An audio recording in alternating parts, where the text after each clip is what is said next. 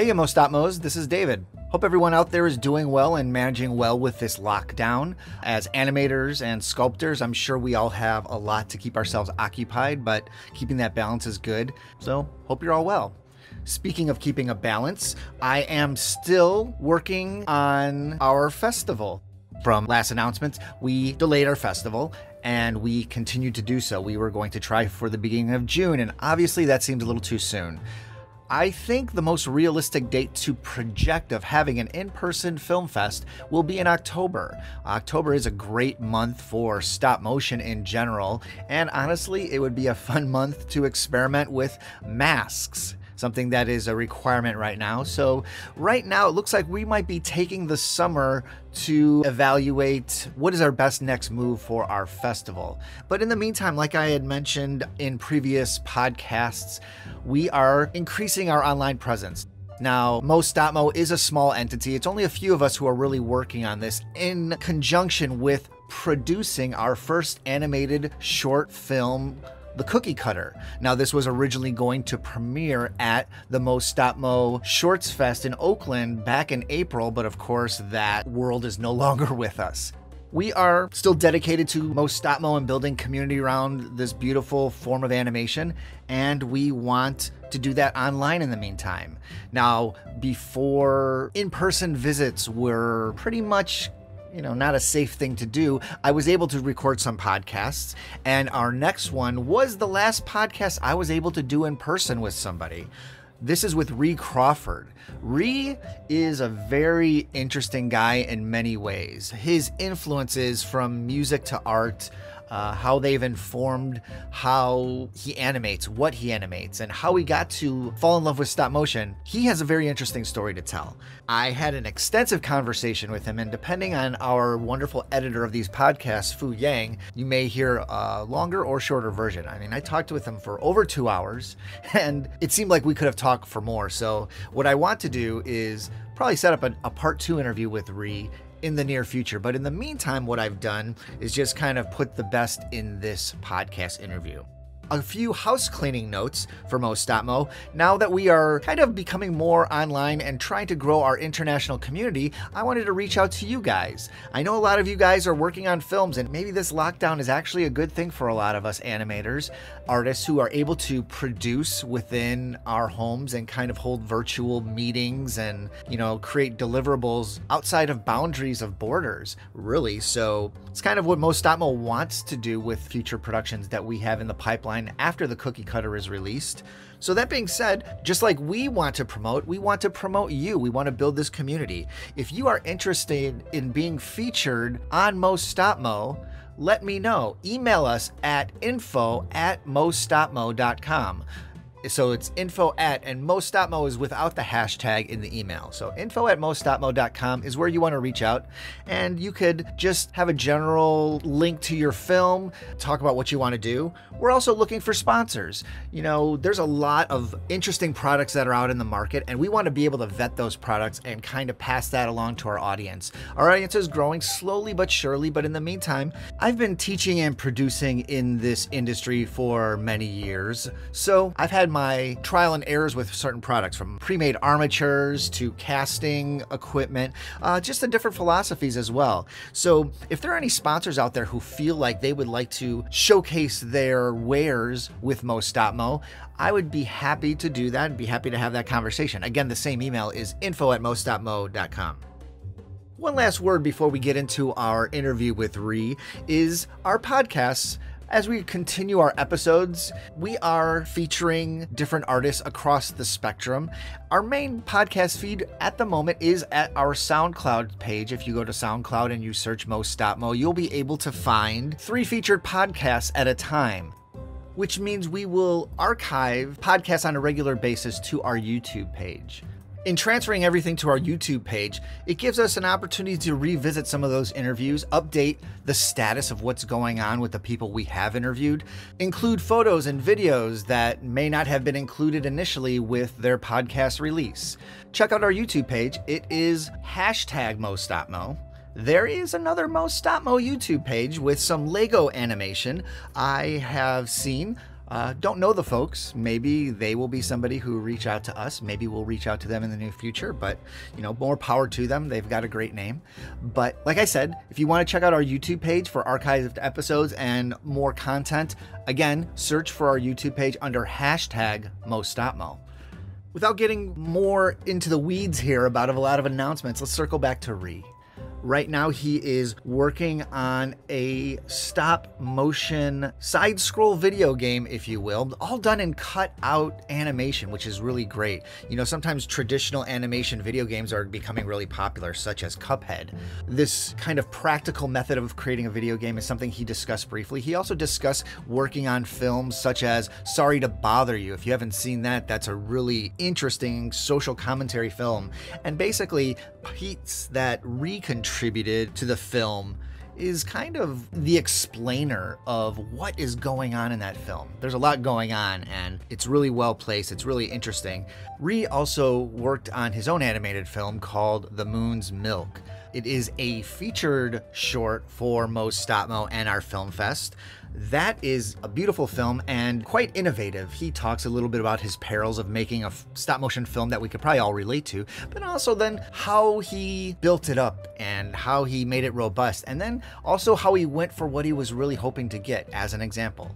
Tom Waits is the narrator of The Moon's Milk, and I'll tell you right now, I'm a huge Tom Waits fan, thanks to many of my other animation friends, as it were, who introduced me to Tom Waits at an early age. Love his stuff, love his integrity of work, and that Ree was able to get him to narrate his film kind of really got me. So enough of me, let's talk to Ree. I know when you talked a little bit about your film at the Drunken Film Festival, you were talking about the spaces in which you were shooting. Was any of it at Tippett or no? No, we didn't shoot any of my film at Tippett, but I borrowed a lot of both resources and people. So what kind of space were you shooting, and what kind of... Yeah, well, this is totally familiar. By the way, I'm not at all uncomfortable crammed in here. That seems to be a very common thing, like with stop motion artists, is just like the more kind of creepy, claustrophobic spaces, the better. Well, yeah, and it keeps you limber because, I myself wound up in a lot of yoga and Tai Chi poses, to reach across a stage or whatever. But yeah, to directly answer your question, my studio's set up in the basement of the house that I live in. And where do you live? On the other side of Lake Merritt in Oakland. Okay. And yeah, the biggest difference is that you've got some vertical space. I have a long space with a very low ceiling, so I bump my head a lot. Yeah, those like I'm from Chicago, so basements are like tall, but like here it's just like, it was just like almost an afterthought under the house sometimes, and then sometimes it's carved out a little bit. Yeah, and the house I live in is over 120 years old, so it's one of those Victorians with some infrastructure. I mean, the nice thing about it is that it's the floor of my apartment technically, but the ceiling down there has these massive redwood rafters. Oh, cool. So I can use them to clamp things. I mean, I have drill into them or like rig stuff. Yeah. My camera was hanging from that on several shots, and I had the set nailed to the ceiling for a while. I did some of the upside down stuff. And so is The Moon's Milk, is that your first independent film, or? I consider it the third and a half, if you will. And I had a student film before that. I made a music video for a now defunct Oakland band called the Sleepy Time Gorilla Museum. The Sleepy Time Gorilla Museum. Tell me more about that. Well, they were... So you're a musician? I am too, yes. Okay. Yeah, that's actually what brought me to California, was music. Sleepy Time was a sort of avant-garde rock band that were mostly Oakland-based musicians. They've disbanded now, maybe almost 10 years, I guess. But when the first decade or so that I lived in the Bay Area, they were a thing, and got to be friends with them and was just incredibly inspired by their music. So I approached them with the idea of making a stop motion music video for one of their songs. They had a new album coming out in 2007. I guess I finished it in 2007 or early 2008. And you were a student at that time? No, I was done with school by then. So I had my student film before that. Okay, got it. And then that was the first. And I'm still proud of things about it, but it's hard to look at old stuff, I'm sure, as you know. Well, it's funny because I had a film that I finished back in 2007, and I started it when I was a student, and it's shot on film, so it was like film and transfer, and the idea of this is like showing a lot of people's first like film is like, is this going to be in the fest or not? And I'm like, I don't know. It's like, because it did happen over the course of several years in my spare time, so it's like some things look pretty good, and then some things are like, whew. But it's like putting it out there is also probably a good example for like outside of just a general audience for like stop motion filmmakers. Yeah. Well, yeah, and that was the funny thing about the Sleepy Time video is that they had enough of a fan base that when their record label put the film, you know, the video up online, it's gotten, you know, over 150,000 views or something like that. I mean, to date, but even then, a lot of people watched it in fairly short order. But now, you know, it's like the record label's version on YouTube is standard def. It looks terrible. You know, it's that's the one that it's everybody's like 720p type of thing. It's not even. It's like 480 or something. Literally standard def. Yeah. Wow. 640 by 480. Wow. Really compressed looking. It just didn't age well at all. You know. How did you shoot that one? So my dad growing up was a professional photographer, and he gave me a Fuji. It was a very expensive digital SLR that he retired from his company circa, I mean, this camera I think was on sale in 2002 or something like that. Wow. And I didn't even have a frame capturing software for that one. I just shot it blind. Oh, wow. And actually learned After Effects to put it all together. So you just kind of did a whole image sequence throughout After Effects. Yeah, and edited it in After Effects too. It's remarkable how little I knew at the time, but I mean, I know, I'm sorry I'm jumping around a lot. No, it's helpful because I think a lot of people like wonder, how do you learn? And like a lot of people are just learning by throwing themselves into it and doing it, because I think especially stop motion, I think this craft is about innovation. It's like there's not necessarily one way to do anything. It all depends on how you want to do it, and if you have an idea of how it can be done, do it. Yeah, and problem solving. Yes. Yeah. You know, the solutions are all over the place. It's not like you just have to figure out some keystroke in some software that you're missing or whatever. Right. You know, or buy some piece of equipment. Like there's plenty of people who are putting together things on their phones now, but I mean, you could do some sort of flip book thing. There's digital, there's film, there's, you know, whatever, different mediums. Yeah. Going back a little bit then, where are you from originally? I grew up in Columbia, South Carolina. Okay. Tell me about you growing into an artist. By the way, I also didn't ask, what instrument do you play? Guitar. Okay, all right. I'll probably find out along your way of you telling your story when you started learning guitar, but but yeah, tell me a little bit about your background and growing up and everything like that. Yeah. Well, so yeah, I'm from South Carolina, and from the capital, which is a, you know, reasonably populated and cosmopolitan place, you know, for being, you know, one of the rural states. And both of my parents were artists. My dad's a photographer and shot commercial photography, so I, you know, spent a lot of time. We had a dark room in our house, you know, when I was a little kid, and a studio out in the back. So, you know, all the gear like C-stands and lighting, you know, this is all stuff that I absorbed as a kid. Not how to use it per se, but, you know, you're being familiar around with it. Yeah. And then my mom was a art teacher at the high school where I went, and also taught photography, but she was more of a painter herself. And so my sisters and I, especially having an art teacher mom, you know, had an enormous amount of encouragement and time spent, you know, making arts and crafts type stuff and just doing projects, you know. My mom had paintings that, you know, occupied our dining room table, you know, for months at a time, and, you know, stuff would get moved out of the way so we could eat, and then, you know, and just so this kind of explosion of art project was definitely my childhood home. And then I started playing guitar at some point as a, you know, young teenager, maybe 12 or 13, and got more and more into that. But I also have a biology background. Oh, really? And which came ultimately out of rock and roll. But is this like what's his name from Queen? Brian May type yeah. of thing. It's a little bit like the science and the rock type of thing. I don't know. Yeah. No, it was because Slash and Guns N' Roses had a bunch of pet snakes. I thought that was the baddest ass, rock and roll thing you could do. So I got really into snakes when I was also around the same age as playing guitar, and it actually led down a bona fide, interest in herpetology and the reptiles of the world and amphibians too. Oh, cool.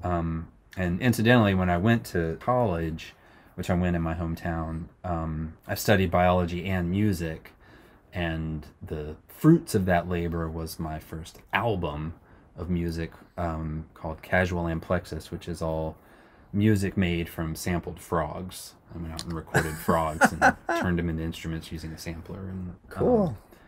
And that's incidentally what got me across the country.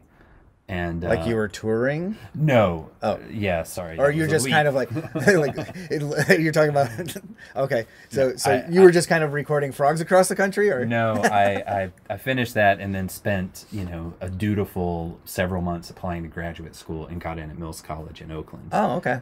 I got to Mills with an interest in film music, which was partly practical, but practical in ignorance, because I literally had no idea what I was doing or thinking. And were you like, what's art music? I like art, I like music, let's just go for this? Or well, it was more like, I'm going to California, there's a lot of movies that get made there, I could probably make a living writing film music or something like that. Okay.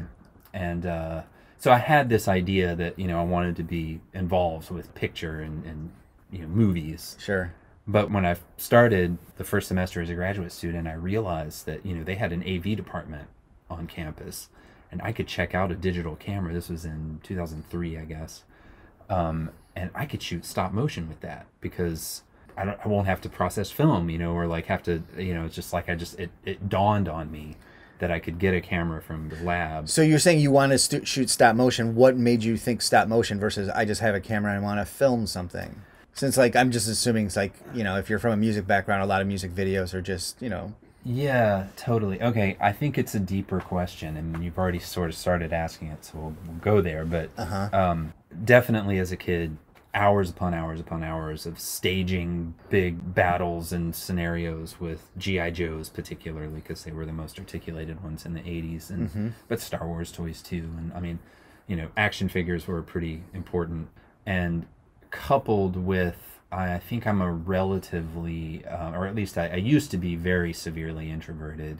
And so what I kind of eventually came to learn in getting more involved with movies and productions professionally and stuff is that the production side of live action film shoots, the people that are really good at that tend to be rather sociable people, as you can imagine.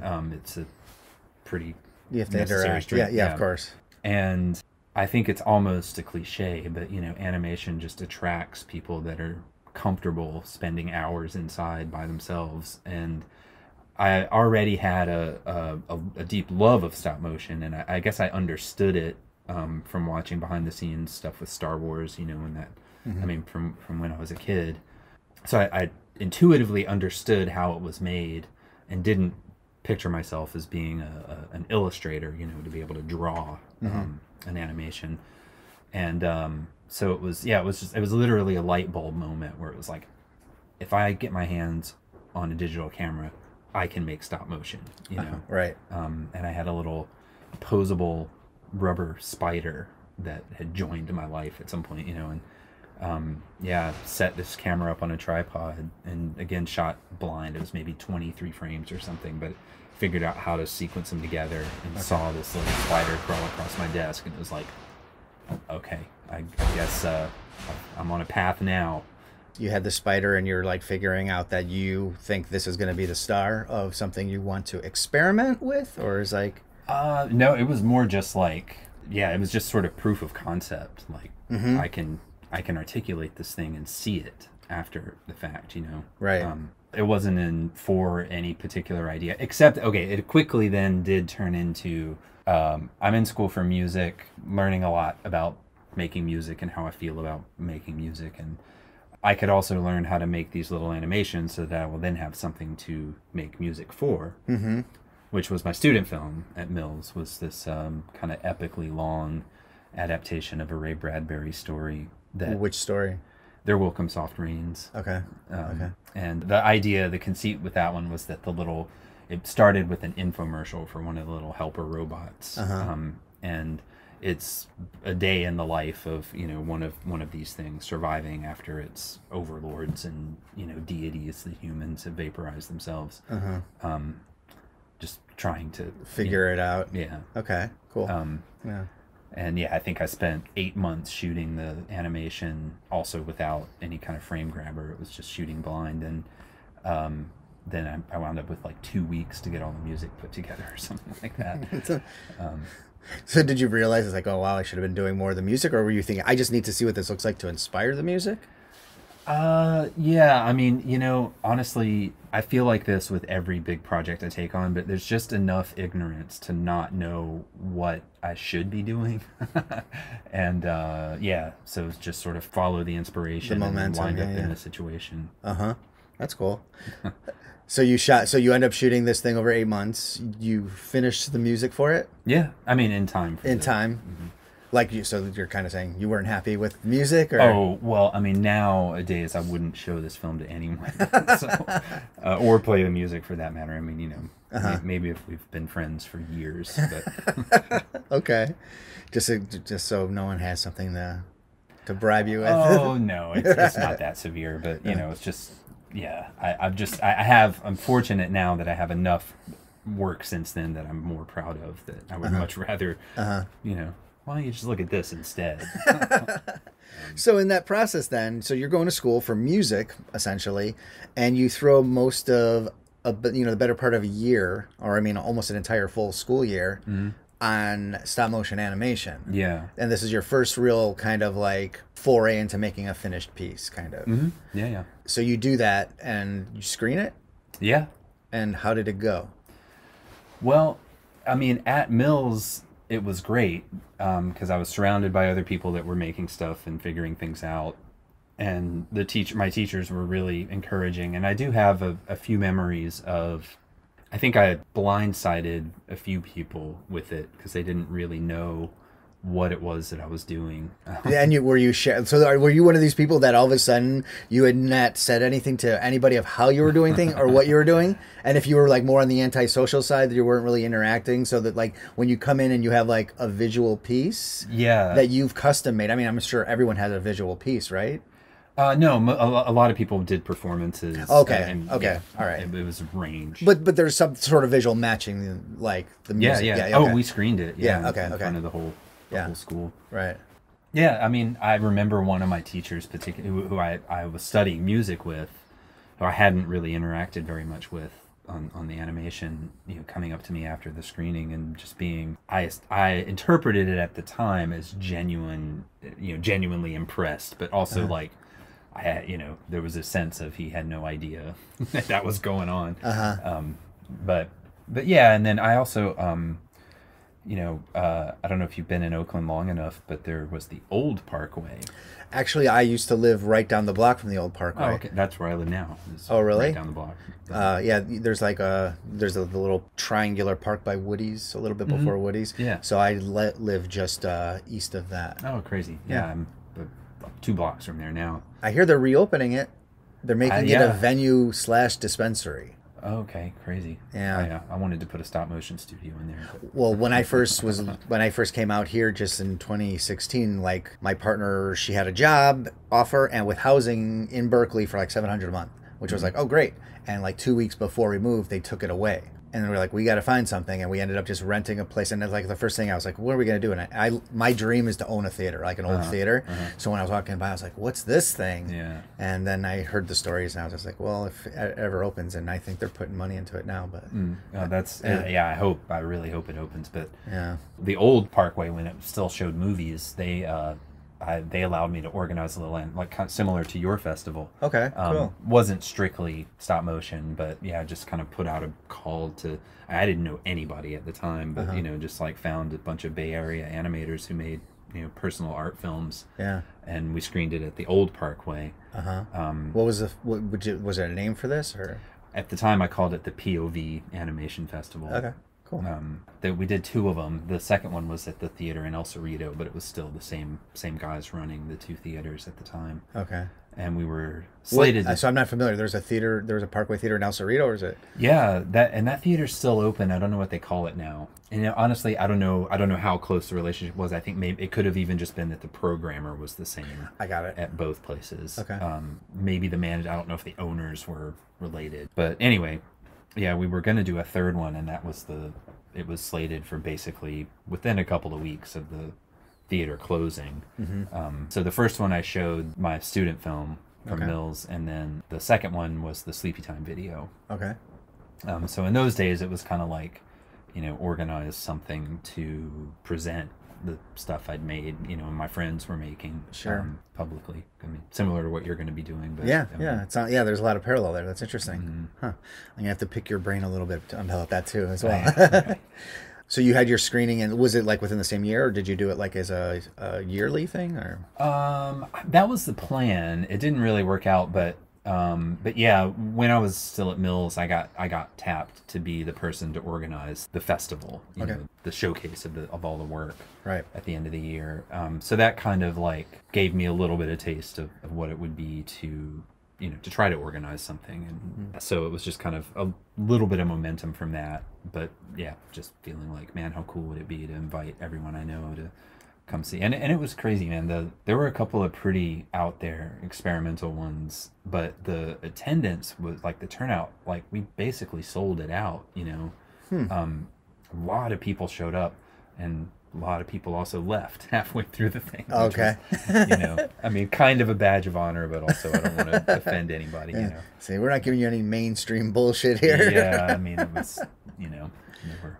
So you do the screening, and like you're saying, when you did stuff, you had to create a venue to put yourself out there. So once you put yourself out there, what did you get anything out of that outside of just the satisfaction of selling a house? Yeah, no. Okay. Yeah. I mean, you know, that counts for a lot. So this is back in what year? The first one would have probably been 2006, maybe 2007, possibly. Okay. And really, you know, what happened behind the scenes was I got the student film, which is called Ophiophagus, presentable for the thesis presentation, but then spent several more months working on stuff and shot some new scenes and, you know, kind of finessed it and made a better, tighter cut, you know, for the next one. Yeah. Kind of kept evolving. Okay. So you have those 2 films under your belt. You're in the Bay Area. You are continuing now with stop motion, or is like, are you trying to figure out now you've graduated, I'm assuming, or no, not quite? Graduated. So like you went to Mills. Oh yeah. So okay. So you went to Mills. You graduated. You had your student film, and then you had your music video. And so the Sleepy Time video actually allowed me to start getting freelance work, but mostly doing motion graphics stuff with After Effects. Like, you know, working for Adobe and, you know, the San Francisco tech companies. Sure. And I did that for a little while, and then I fell in with very close now associate of mine, whose company is called Zap in the Presidio. They're a post-production company. Okay. And it was founded and run by my good friend Kim Aubrey, who I credit as producer on The Moon's Milk as well, just for the numerous ways in which he was able to help me out. And I got a full-time job working there, doing mostly post-production, finishing films, you know, like a lot of documentaries. So I was actually able to learn, that's sort of where I learned the craft of editing, you know, and kind of understood a lot more about how the pieces fit together. And it you know, completely changed how I would approach planning a stop motion film or piece or whatever, just in terms of planning a production, you know. Right. So I was working on a lot of other people's films, and got pretty good at least what I was doing at the time, you know, but also felt a bit overwhelmed, and why am I burning myself out on everybody else's films? And that's when I started working on The Moon's Milk, which was after a couple of years of not having like a major project that I was sort of committed to.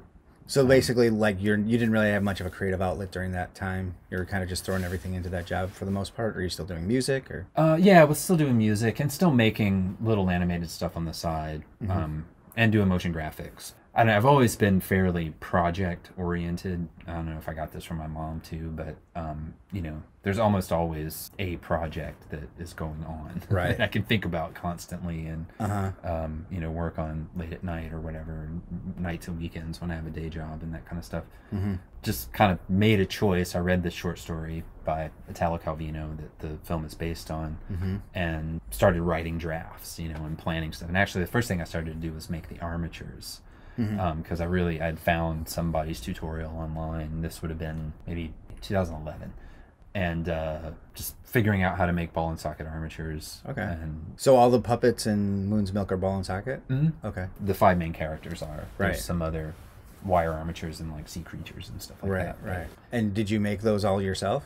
Yeah, Wow. I did. I made them twice. Well, well, how long did it take you to in total from shooting for the Moon's Milk? Like time-wise, not necessarily hour-wise, but just like... Yeah, all the shooting happened over about 3.5 years. Okay. Maybe 4. Yeah, most of it was within 3.5 years. It took about 2.5 years of building stuff. And again, a lot of that was just like not having the experience of having a plan to follow to see it through, and just kind of improvising a lot. I mean, there's an amazing freedom that comes from being able to do that, you know? Like, Yeah. You hit one roadblock and then say, okay, well, screw it. I'll just take the next 3 weeks to figure this out, or whatever it is. Right. But also, I've grown up a little bit since, you know, in the last decade, and now I generally Can't have these long-standing, lingering projects. Yeah, you want more of a plan. I mean, it's better to get something done than it is to perfect it for 20 years. Well, I mean, the idea of perfecting it was impossible. It's like everyone would go back and look at their film and change something, even the best ones, you know? Yeah. But yeah, so approximately 3 years shooting, but it's all shot on ones. And yeah, there were some pretty complicated shots that took multiple days because, you know, I had a day job. Right. And this is still at Zap? Yeah. Okay. So your puppets are, so they're fabricated ball and socket armatures, and then like, because they do definitely have like a clay look to them. Oh. Like there's definitely the replacement face look, you know, with the eyes and everything. But, you know, I guess I'm also thinking that just because the milk is clay. Yeah. So it's just kind of, it marries well, I guess. It seems like it's all kind of the same texture and feel. But what were your puppets made from? Well, first of all, thank you very much. I'm flattered that you would say so. But I actually hadn't thought it all the way through, though, until you mentioned it this moment. But their heads were made out of plastic, but I did sculpt them in clay first. They're, you know, I guess that probably did lend a lot. It influences on the look and everything. Yeah. Sure. And yeah, their eyes were just socketed in these plastic, you know, essentially skulls. The plastic, did you cast the plastic then? Okay, this Yeah. is pre 3D or like accessible 3D especially. I mean, Yeah, and then also, I mean, there's accessible 3D, and then there's me in that. the curve and trying to figure all that out. Yeah. I have a couple of fantasies, but I know myself well enough to know that would eat up much of my life without producing many results. Just a lot more research than production type of thing. Yeah, you know, and I like using my hands. I mean, I'd rather just do it that way. You know, at a certain point, especially something like stop motion that involves a lot of craft, you have to invest a lot of time to get good at it. I mean, even just becoming a good animator requires, you know, hours and hours and hours of practice. And it's sort of like learning another extremely computer heavy tool set to accomplish something that I now am reasonably competent to do by hand, you know, with sculpting. There's just so many examples of inspiring handmade things, you know, like the replacement heads in Nightmare Before Christmas were all handmade, you know. Right. I just, you know, the too perfect, you know, Leica aesthetic is just not my thing. It doesn't interest me at all to try to have that level of expression and sophistication. It's just not what's interesting to me about doing it, also doing it myself, but even just the way it looks, you know. So like while you're making a film, understanding how to make the film, the way you would understand just because of the tools that you know and you have ready available to you, did that influence like the type of things that you end up enjoying like as a kid or growing up? Like the films that might have read to, like you're just kind of saying,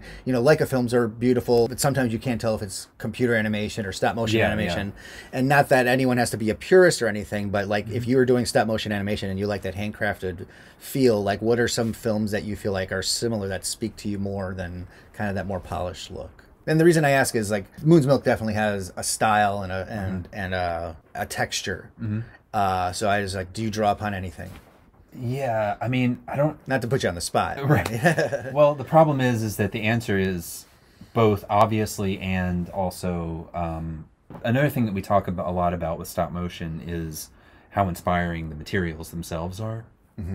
So a lot of questions get answered by what you're working with. Right. And broadly speaking...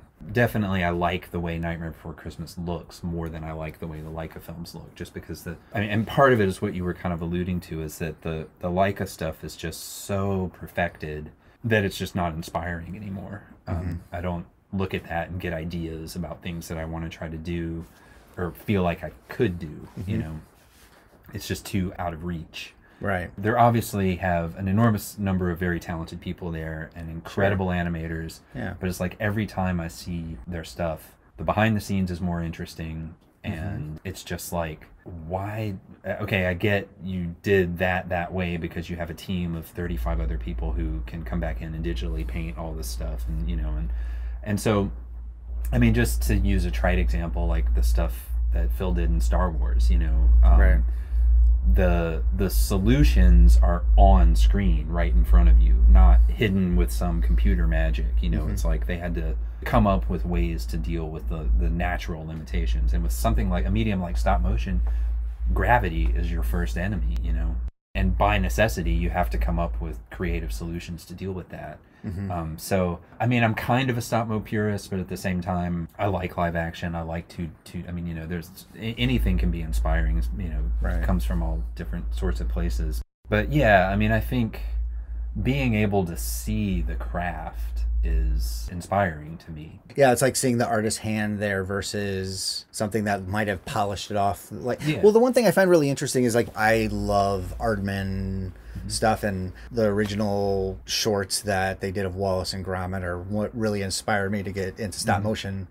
But now they make films where they're casting the characters and they're digitally putting in thumbprints. Yeah. Where it's kind of like, you know, the tail's wagging the dog now. Whereas you go to Leica and they are finding every way, not necessarily every way, but they find every way to, I said every way again, to meticulously polish every furrowed and any rough edge. It's an interesting type of one well-established company is doing it one way, another well-established company is doing it another way. Yeah. Yeah. And I mean, I think it's great that people have jobs and are working for them. Right. So then, like, the kind of films that you know, you said you like the Star Wars films, obviously, growing up. Are there any, like, stop-motion films that, like, these are the films that I really think are great today, that they last, they still speak, or, you know, or even the style or the look? Like, do you have, like, a favorites list? Do you have a couple that you say that are your go-tos, or is it just kind of like, are you an overall enthusiast type of person? Well, I mean, you can't really go wrong with Ray Harryhausen. I mean, the truth is those movies are not that great. Right. But, yeah, very inspired monsters. I mean, I generally kind of feel that way about the Star Wars movies, too. It's more about the look than the story type of thing. Yeah. I mean, Star Wars is hard because, I mean, I imagine we're probably around the same age. But, you know, being a kid in the 80s, it was hard not to absorb that stuff. Sure. And, you know, I just know that as an adult, and I'm a movie enthusiast, and my sophistication has increased a little bit, at least since 1986 or whatever. But, like, I mean, Return of the Jedi is a good example because it's a terrible movie, but it has some of the best artwork by far of any of them, you know? Right. I really did quite enjoy Mary and Max in terms of an example of a stop-mo film that, you know, is a stop-mo universe, but not necessarily geared towards the usual underage crowd. Right. That, you know, stuff like Tumbleleaf, which is also beautiful, but, you know, it's for very, very young kids. And right. I like that stuff. And then, I mean, honestly, it's the most inspiring stuff I see these days is short films. Like I did a festival tour with the Moon's Milk and got to see a ton of stuff from all over the world, you know, and met a bunch of new people that are making really, really great, and just tons of great ideas in terms of stop motion. I mean, the truth is that like a lot of the stop mo feature films that have come out in the last decade, I'm just not that enthused about. I mean, they're fine, they look great. You know, there's some really, really amazing, and I did like Isle of Dogs, I'll say that. I was going to ask you, you sound more of the mindset of like a Wes Anderson, Isle of Dogs, or Fantastic Mr. Fox in camera type of... I think so. I mean, honestly, I haven't formed my my deepest conspiracy theories on this subject, but it's like the problem that I have with Leica and even the Aardman films, like the long ones, you know, they're short films they've made are fantastic. Yeah. They're trying, and maybe it's economics, I don't know, but they're like forced to try to occupy this lowest common denominator. You know, they're competing with Pixar, they're competing with Disney Animation, and so everybody thinks that it's like, I mean, Hollywood movies are like this too, you know, where there's not, it's the outliers are the unique ones. And I think just with stop motion, it's such a commitment and long-term labor that even fewer risks get taken, especially on a feature film. I mean, you hear stories about Leica all the time about how they're, you know, constantly under pressure to perform well so that, you know, Daddy Warbucks renews the lease or whatever. I think that's more why I'm not that enthused about the products. Although, are you familiar with The Shivering Truth? Oh yeah, beautiful, amazing. I'm huge fan. Well, you know the thing, I'm a big fan of storytelling, and I've done like directing on stage and screen and interactive and all that kind of stuff. And the whole thing is, it basically comes down to story and how you're telling the story. I feel like, yeah, like when you're talking about long form story, you're going to have your pitfalls, and then you're going to have these lulling moments. And like you do say, it's a lot of effort to create a lulling moment, you know? So like Shivering Truth, I mean, although narration kind of helps go through stories and makes it a little bit easier to follow, which actually works for stop motion, I think.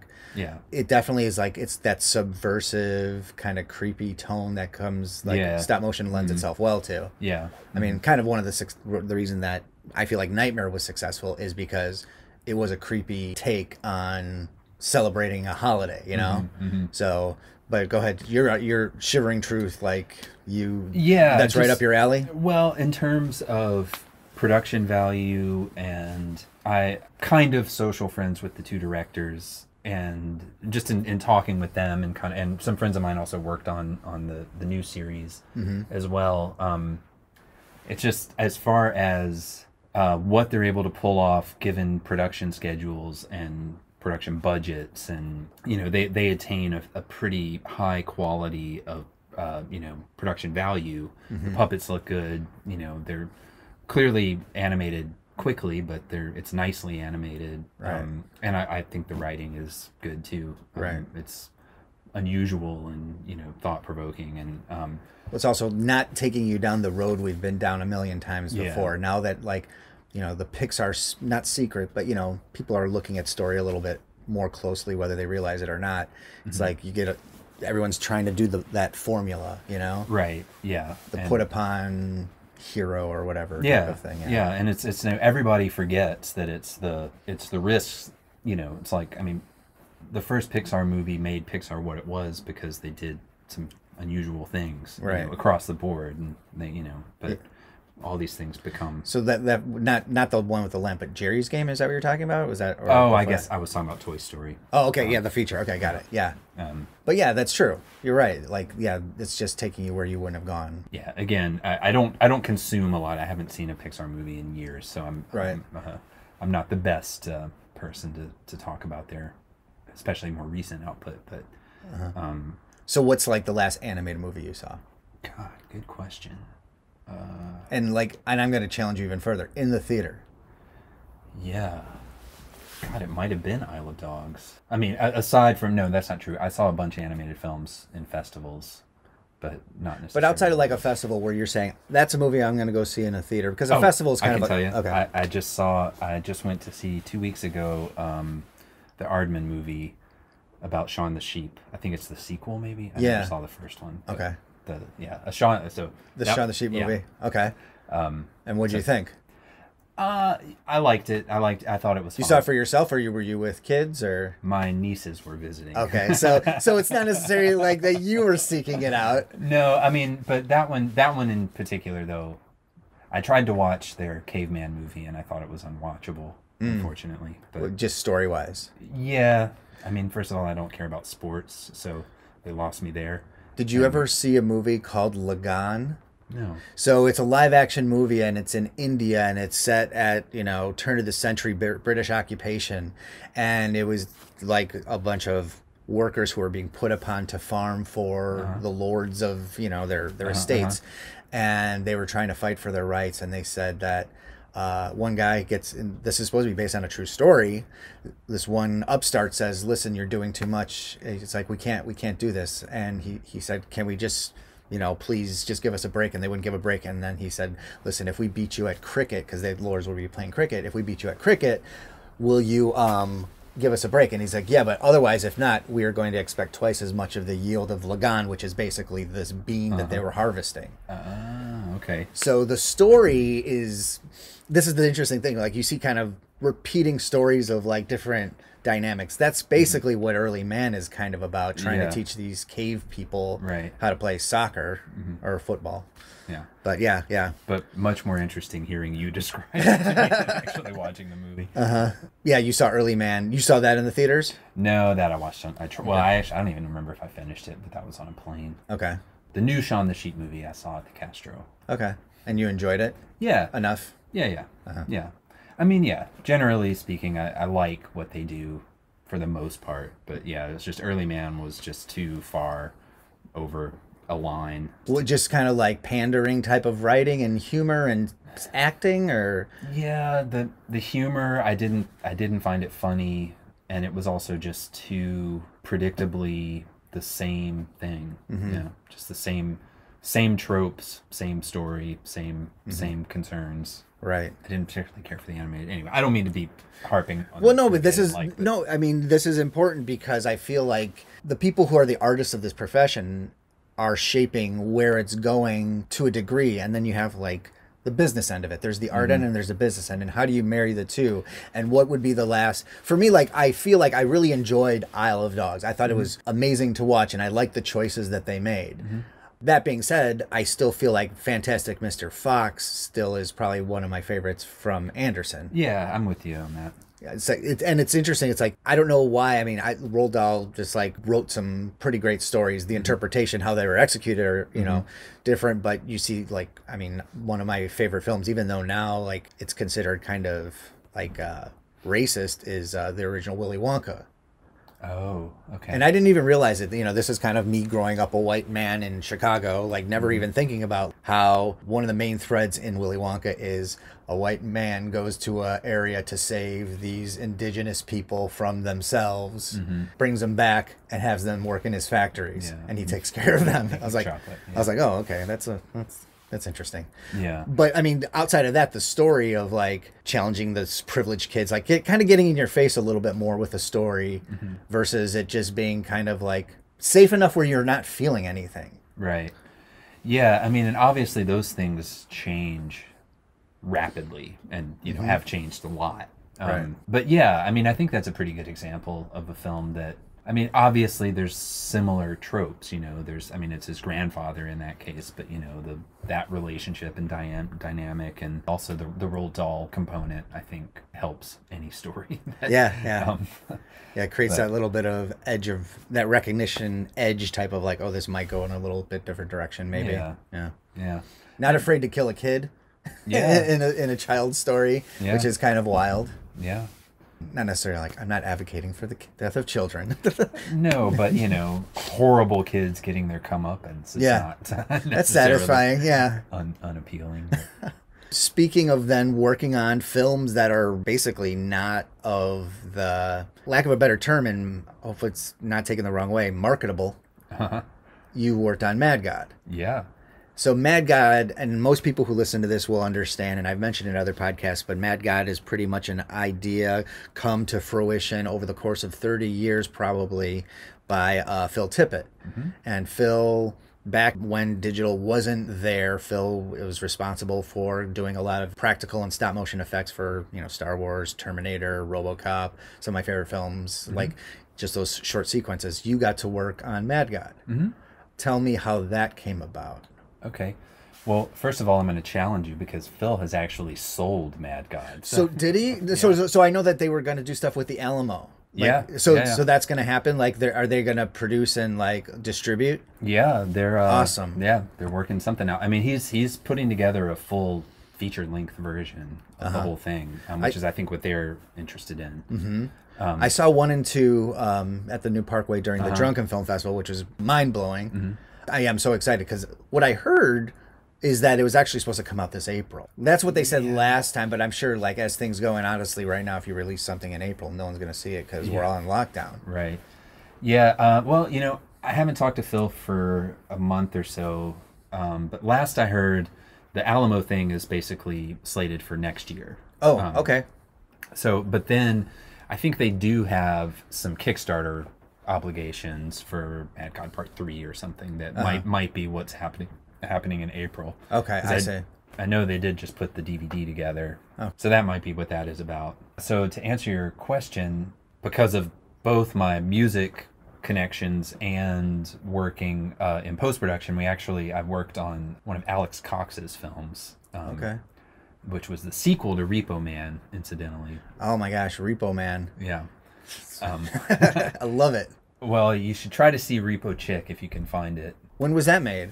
2008 or 9, maybe. It did not have much of a run outside of... Any of the same Emilio Estevez or anything like that? Or No. I can't imagine, but... Emilio Estevez is not in it, but... God, what's his name? He's the guy from the Butthole Surfers who was in the first one, is also in it. Okay.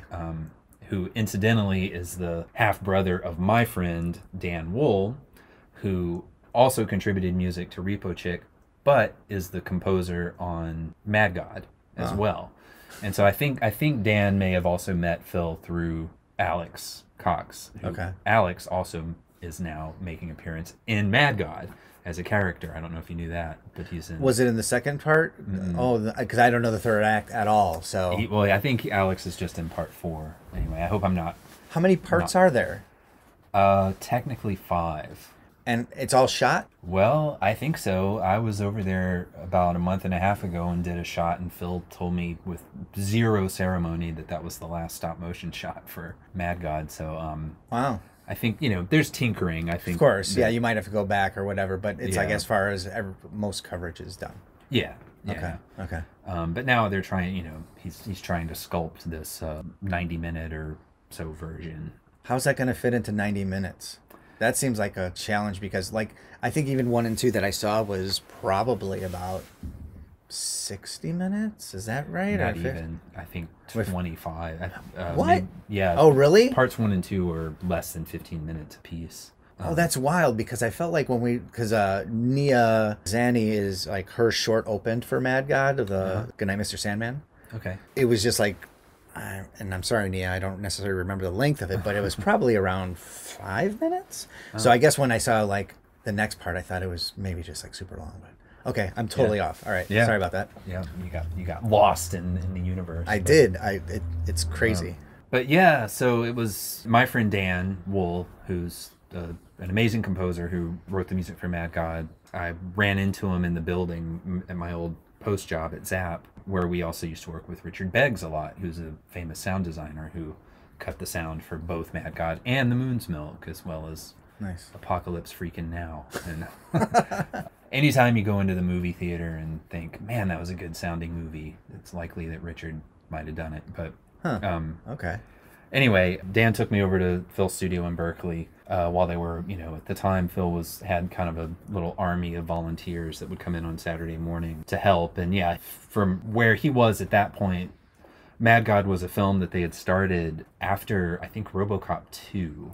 So this is like late 80s? Mm-hmm. Okay. Back, the studio was still very steeped in stop motion. There's a full-on machine room there, milling, machining room. How aware were you of Phil and the Bay Area and all, like, what he was doing while you were here? Like, and you're working at Zap. I mean, was it like something like, oh, I'm interested in all this. I should try and get my stuff in front of Tippett. Yeah, I mean, I used to watch all the behind-the-scenes Star Wars stuff religiously. I mean, I was more into that than I was the movies for a while as a kid. Yeah. So, I mean, Phil was definitely like childhood hero kind of thing. I'm not so sure I would tell him that to his face, but yeah, he wouldn't handle it very well. I may have. Anyway, Phil's my homie now.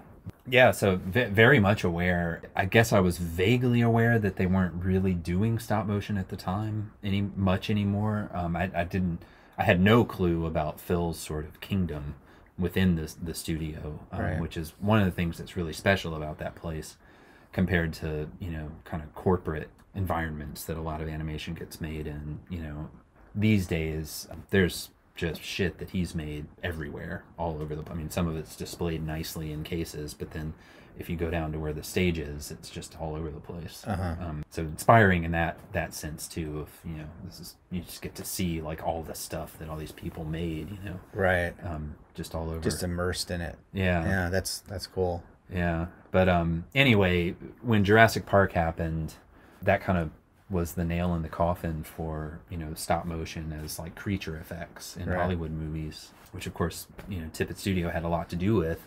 So all the Mad God stuff just kind of got boxed up and put away, and Phil was archiving it. So he was kind of creating something that he had a vision for feature release, that he decided that it's just time to change gears. Was that kind of like his thought process? I mean, not that you might know exactly, but yeah, I mean, I can't really say for sure the details.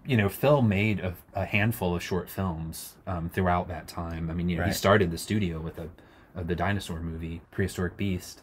I haven't asked him this directly, but my assumption is that in between projects, they just kind of had it was a creative outlet. I don't know if he had a concept for an episodic thing or a feature, what exactly the finished product would have been, in Phil's mind in 1988 or whatever, or 90 or whenever that was.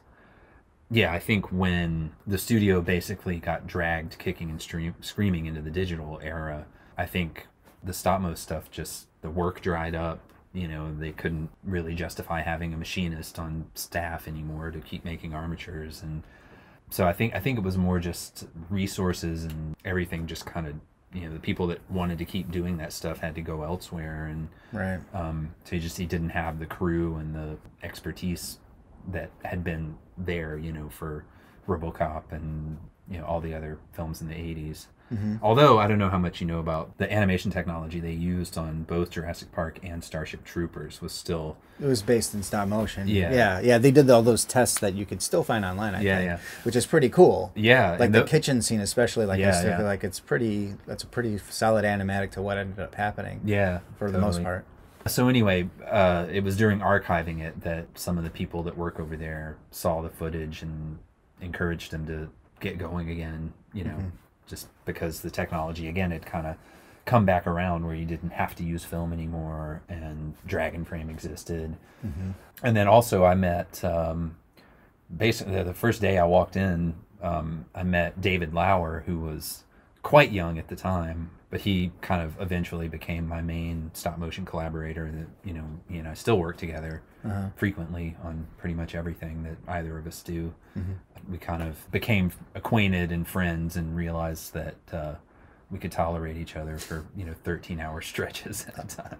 It's important, you got to if you're in a tight space with somebody and not being like, oh, just can't you do it this way, or or just be quiet for like 5 hours or something. Yeah. And I mean, both of us were like similarly awed by actually getting to be present and watch, a literal master of the old ways, and to be fair, like, knock Phil down a couple of pegs. Like, one of the most inspiring things was just realizing, it's all problem solving. Like, it doesn't matter if you're Phil Tippett or a 14-year-old kid, like, starting to get excited about this stuff. You're still facing the same basic set of dealing with gravity. Yeah. Right. Basically is what it boils down to, like 90% of the time, I would imagine. Yeah.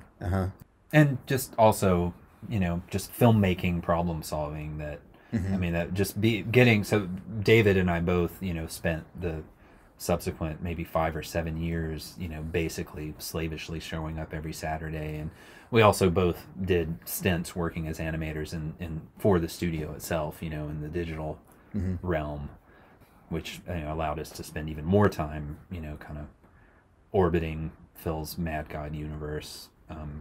If it were slow, you know, on TED 2, we could go work on an armature or something downstairs. Oh, cool.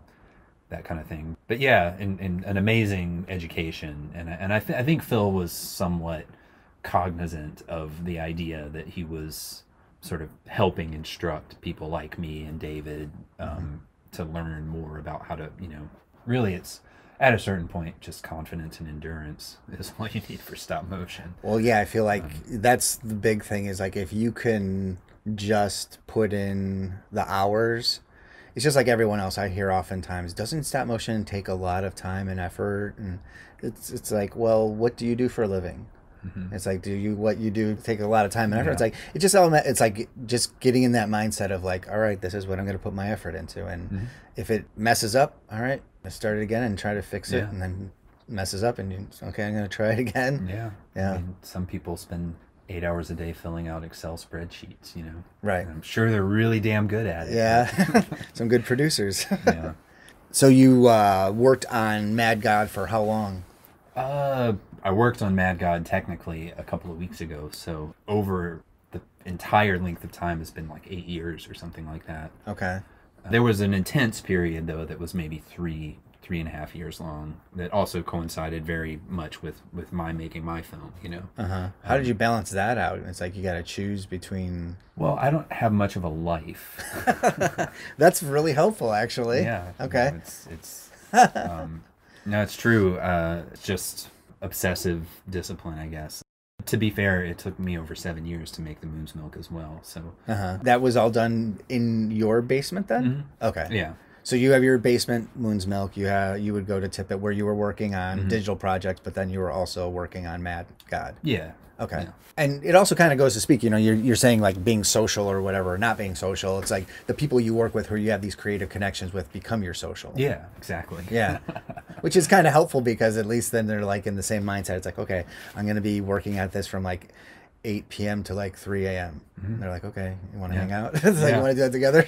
Yeah. No, I mean, David worked with me on the piece we made for Boots Riley's film, Sorry to Bother You. Yeah. I wanted to talk to you a little bit about that too. Yeah. He saved my life. I mean, you know, it's like I was able to make it because I had this partnership with David. And I mean, I usually tell people he was responsible for at least 49% of the thing. It was pretty even division of labor. I just happened to be involved a little bit longer. But once it actually came time to executing it, you know, it was like both of us nose to the grindstone, all 4 hands on deck to pull it off. So yeah, it was a extreme, you know, a necessary benefit, you know, having a collaborator that could get along with for such long periods of time. Yeah. Well, that's interesting because oftentimes when I'm talking to people, I find that they're starting their own films in their basement alone. Like you're saying, you're like doing it almost like when I worked on this thing, Vodka Monster, for like many years and I'm from Chicago. So it's like, I worked at it at the school where I taught, then I worked at it in my part-time. And it's just like always when there was a gap, it was like, I'm sitting here, I'm going to work on this. But it was a very much like a much alone project. It's like I did pretty much everything on that. I can't blame many people for the quality of it. It's except me. So when I see people go forward in the industry and they kind of make these connections or they've made connections that kind of help feed them, it's pretty important, I think. Yeah. So like, would you even have been able to finish a film by yourself, especially at that scale, without somebody who's helping you along? Yeah, well, it definitely makes things much better. And to harken back a little to what you were asking earlier about, you know, why stop motion, one of the thoughts that I was sort of having subconsciously was that there is also like an element of control, you know, of like Definitely being able to, you're in charge of everything. I mean, it's horrifying on the one hand, but there is something that's appealing about it. So being like a collaborator with somebody, it's like you're in control, but it's like there's only so much control you could have, probably. Yeah, and I think that's what, you know, maturity as a filmmaker is in learning how to delegate and what you can rely on other people to do. And I mean, somebody like David and the relationship that he and I have, we've been in the trenches so closely that when we're working on something, we can finish each other's sentences. You know, Nice. It's that type of intimate feeding off of each other. But yeah, even not when you don't have like a intense, close personal relationship with someone, but realizing that people have their roles and they can do something. And I'm incredibly fortunate to have gotten probably one of the best sound designers in the history of cinema to cut sound for my film. You know, I had some ideas. I kind of talked to him with them, but then just like, you know, go for it. And getting a collaboration, that something is almost always stronger as a consequence of a collaboration, especially when the people involved are, you know, have some freedom to pursue their thing. So this is a long way of saying that, you know, you get into stop motion because you want to control every single little thing, but it's in learning to let go and get what you get, first of all, you know, which is one of, like, there are very few retakes in the Moon's Milk, you know, and really? Sometimes things were changed because, wow, that looks so much better doing that way. I didn't expect that, you know. Right. Which is, again, another benefit of not having strict deadlines. You know, we could kind of improvise this stuff. But it's like, you know, if David did a shot, I knew I was going to get something that I wouldn't have gotten had I done it, you know. And then so suddenly the thing takes on more of a personality. And that's also very much something that I think both of us got from Phil, was this sort of allowing the thing to become what it is rather than... Again, like the Leica thing is all about forcing the film out of, you know, to conform very rigidly to the vision that's planned ahead of time. Right. And anything outside of that is not allowed. Right. Yeah, there's no improv takes. There's basically, this is exactly what you need. This foot is landing at this angle at this frame. Yeah. Yeah. And Phil didn't make Mad God that way, and I think... it's funny because it shows that it's not made that way, but also there's a life to that kind of animation. It's just more organic feeling. I mean, beautiful textures and stuff like in Missing Link. I feel like there's like sweeping vistas and really nicely fluid movements, but there's just like that unpolished thing going on in Mad God, but it's not unpolished. It's strange. It's a hard thing to put your finger on, but it's just like, this is going to look this way, and it's so intense, and I really encourage everyone to see any of it, all of it, whenever it gets out. It's just, with Mad God, it doesn't seem like they're kind of going up and cleaning too... I mean, they're going back and cleaning it, but it's just like, it is just kind of a lot of what's in camera, I'm assuming. Yeah. And I mean, you know, Phil also does... I mean, they're often quite busy, so it's not like he can snap his fingers and get stuff done, but, you know, he has a visual effects company that has compers working there, and you know, there's some assets and resources that have definitely, you know, and I think for them too, it's more fun to get to work on something strange like that, or that's at least creative, you know, and not, I mean, you know, commercial, or whatever, you know, just something boring. But so you had mentioned, and I wanted to talk to you about... Sorry to bother you. Sorry to bother you. Sorry. Sorry for that.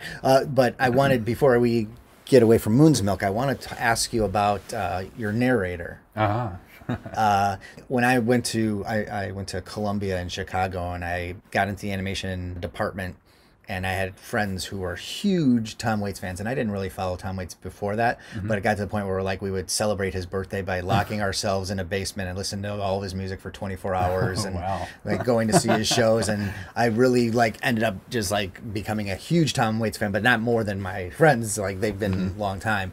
You got Tom Waits to narrate The Moon's Milk. Tell me about that process. I was like, wow, this is great. And it's like Tom Waits. Yeah. It's like, it's really kind of, the texture of what you're seeing and what you're hearing are like perfect. Yeah. Well, thanks. Yeah. Glad to hear that. There was a point at which I started kind of imagining as a fantasy, you know, Tom Waits' voice on the thing. And I tried a couple of times. For years, I had, you know, temp narration that was my voice. And I was sort of trying to channel the Tom Waits in my rendition. Yeah. But when it finally came time to, you know, mainly I had this attitude, again, not knowing anything, that I had put so much time and effort into making this thing. I wanted to try to find some way to get more attention for it, you know, just like if I could cast an A-list actor or whatever, you know, then that would be like, you know. And as it A turns little bit out, of the Leica formula. Yeah, well, touche. Yeah. Yeah, so my good friend and associate Kim Aubrey at Zap. Zap is historically related to American Zoetrope, and Kim was the post-production supervisor there, so he actually worked with Tom Waits on Dracula, that Francis Coppola made in the early 90s. Also another not terribly good movie, but fantastic The practical visuals. effects. Yeah. And so I had a way to ask, so I wrote a letter and sent him a Blu-ray, and my friend Kim helped me sort of present it and was a foot in the door to get it in front of him. And I just thought, this is a terrible, incredible long shot. There's practically no way this could ever possibly work out. And sure enough, after a couple of months. So what, you wrote him a letter, or what did you do? Yeah, I wrote a letter and made a copy of the film as it existed at the time, and it's with still, like just a scratch narration, or yeah, with my voice. Were you doing the? Yeah, kind of. Okay. Kind of. It's funny because I think there was a lawsuit a little while back of Toyota using a narrator in their advertisements, using a Tom Waits-ish voice. Oh, really? And he sued them, and he won. Because he was like, this is my voice, and there's no mistaking that you're trying to do my voice. Yeah, so well, see, that could have gone either way. Yeah. Well, I can't sound like Tom Waits. Yeah. So I wasn't in that much danger. But after a couple of months, Kim forwarded me an email that basically said, it was from Tom Waits himself saying, yeah, I watched it. I don't really think it's my thing. I don't want to hurt anybody's feelings. And I was like, oh, man, that's like the nicest thing. But this was, email forwarded to me. And so I thought, well, I tried. Can't fault that. And then another few weeks later, it was a Friday evening, and I was washing the dishes at home, and my phone rang. And I picked it up, and it was an unlisted number. And I thought, God, what's this about? But I had been trying to encourage myself to get over the fear that everybody in our current society shares for answering their phones, yeah, it's always going to voicemail or whatever. Yeah. So I just decided, I was in this phase of just like always answering the phone no matter what, even if it was to talk to robocalls. And so I picked up the phone, and this old man says, yeah, I'm calling to speak to Rye.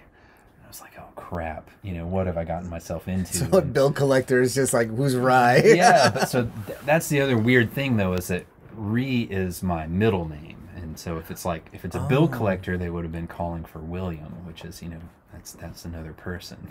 Okay. But, that's funny, because I thought like Henry. Yeah. So that's your middle name is Henry? Henri. Oh, Henri. Okay.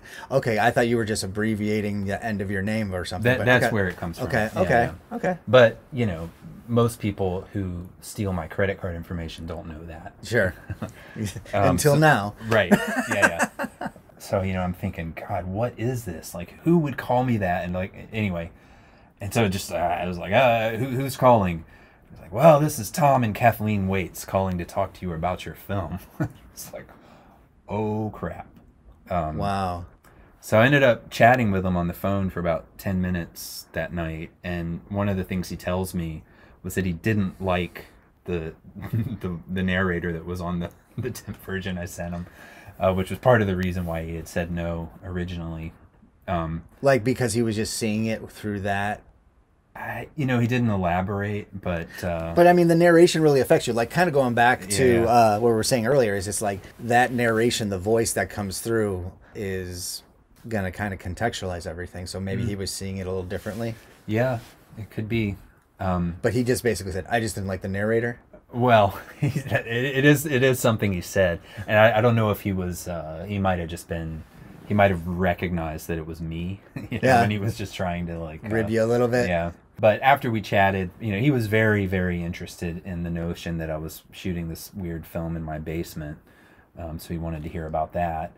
But at the end of the conversation, he's kind of like, oh, listen, man, I'm going to level with you. And he tells me that his wife, Kathleen Brennan, has been hounding him for weeks to call me back because she really liked the film.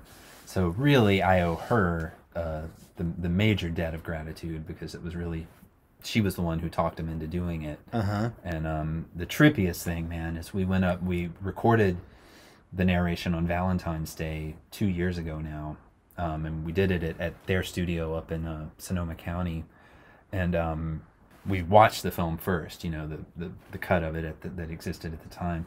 And the two of them, both Tom Waits and his wife Kathleen, were narrating along with my voice, you know, while it was like the most surreal experience that I've had. So like you would do a take or something and they would listen to it and then they would do it? We just watched the film to start off, you know. We just played it, but they had seen it so many times before I'd even gotten there. Oh, wow. That they were, you know, both of them were reciting some of the lines that I'd written for it. What does that make you feel like, that somebody's seen your film so many times and it's not even done yet? And it's fucking Tom Waits. Right. And he's like saying the lines as if he was like a fan of this movie. Yeah. Yeah, it was genuinely touching. Like, I felt extremely encouraged by that. And then we went out for Indian food afterwards. It was great. They were That's awesome. Very, very lovely.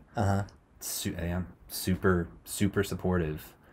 Really big fans. So the recording just took place one day? Mm-hmm. Yeah, we were done in 2 hours at tops. They brought in, you know, the engineer that they usually work with in the studio up there, and yeah. That's pretty wild. Yeah. Have you been in touch since, or like kind of talking about where the film's gone, or? Yeah, I've sent them a couple of updates. I've sent them some swag, but I actually haven't heard if they got it or not. Okay. But just posters and postcards and things.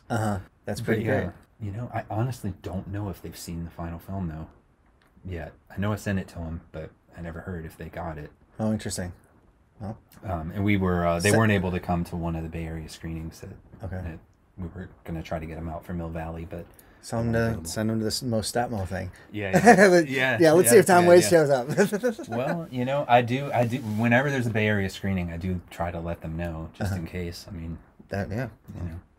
So So that's pretty exciting. So you had that whole experience, and then you're like, okay, now I got to put this to the film. And your film was pretty much done? Mostly, yeah. At least I shot some elements after that, but all the principal acting had been done. And one of the interesting things, though, that did happen, which is interesting for filmmaker nerds, is my narration was a lot faster, and in some ways it was funnier, too. Okay. And I had Tom read the script as written, but when I got back, I realized his rendition was quite a bit slower, and I had to cut out about probably a quarter to a third of what had been written for the film. Well, that's got to be tricky because the narration is driving. Yeah, I'd already timed it out to my voice, so it meant another round of editorial to kind of restructure it, and it made it a much different film.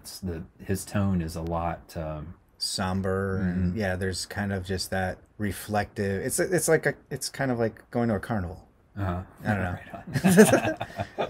I mean, especially with the characters that you have, the gymnast and then the musician, and it's just kind of that strange disco character. Yeah. Your inspiration for those characters like work well with the narration, but like, how do you come up with that combination for the story? Well, so, you know, the film was inspired by the short story by Italo Calvino. Right. And everyone on the internet is pissed off at me because I don't credit him verbatim on screen. And I'm going to tell you the 2 reasons why are, for one, an attorney told me not to, and the other is that, to me, that just feels less like giving someone credit and stealing their thunder more. Yeah, trying to use his name to advertise my film didn't seem right. So basically, it's to avoid anybody thinking there's a copyright infringement, because the film is a derivative work. I mean, it's pretty clear the nature of that stuff legally. Right. And for years, I fully intended to acknowledge the inspiration, but as I say, I was told by an attorney not to. And secondly, I didn't want to, without permission from his estate, you know, put his name on something that is clearly inspired by. So the goal ultimately was to make the film itself be as much of an homage to the original. Having said all that, it is quite different in some key ways. Have you read the short story? I haven't, no. I mean, I know of it, but I haven't read it. Yeah. And the disco character is one of the inventions, and I think I would say that character sort of represents a Freudian side of my psyche that doesn't get expressed very often or something. His name in the film is Otto Forrest, which is my porn star name. combine, you know, First Pet with the street you grew up on. So Auto Forest. Okay. That's a was good one. Mine is Isn't it? Bozo Costner. Oh, that's a good one. Yeah. That should be a stop-mo character, It too. might be now that I'm thinking about it. It's like, yeah, it's got something in the hopper. Yeah. Okay. But no, it was just more like just certain other things occurred to me and happened to me, you know, while I was working on it that kind of inspired different ways of thinking about the characters and stuff. And so they sort of evolved from there. All right. So you get the film, you get the screening, and you put it out. And the film originally premiered in 2016 or 17? 2018. 2018. Oh my gosh, I'm way behind. So it premiered in 2018. Where did you premiere it? It showed publicly for the first time at Anima Mundi in Brazil, in Rio de Janeiro. Okay. And I had, foolishly, I think the first 3 or 4 times that it screened in festivals were slightly different versions because I just wasn't quite ready to commit to final comps and stuff like that. Right. So then, yeah, the first final screening was in Spain a few months after that. And then, yeah, just played at other festivals around both the country and the world after that. And did you go into those festivals as well, like you've done in the past? Like you said, you traveled with it? Yeah, I didn't go to every festival, but I went to Brazil, and then it played again in Prague a few weeks after that. Nice. One week after that, and I went there. I went to the festival in Spain. Here it played in Maryland, my hometown in South Carolina. Played at Mill Valley out here, and then the Drunken Film Festival.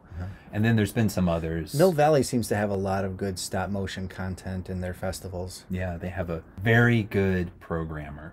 Oh, yeah?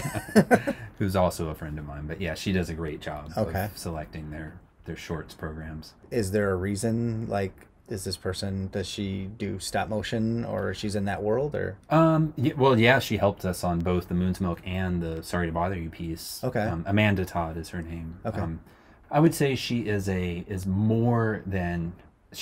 enough of an enthusiast that she'll volunteer time to work, actually get her hands dirty. She's gotten involved in the process enough to kind of get in there. Yeah. That's cool. And also a very, you know, astute enthusiast, and she comes from she has a background working for film festivals as well, and she kind of comes to that programming, the Mill Valley Festival, with all of that in her pocket. And you said she helped you in Sorry to Bother You? Uh-huh. How did that come about? Especially now, it's like putting stop motion in films.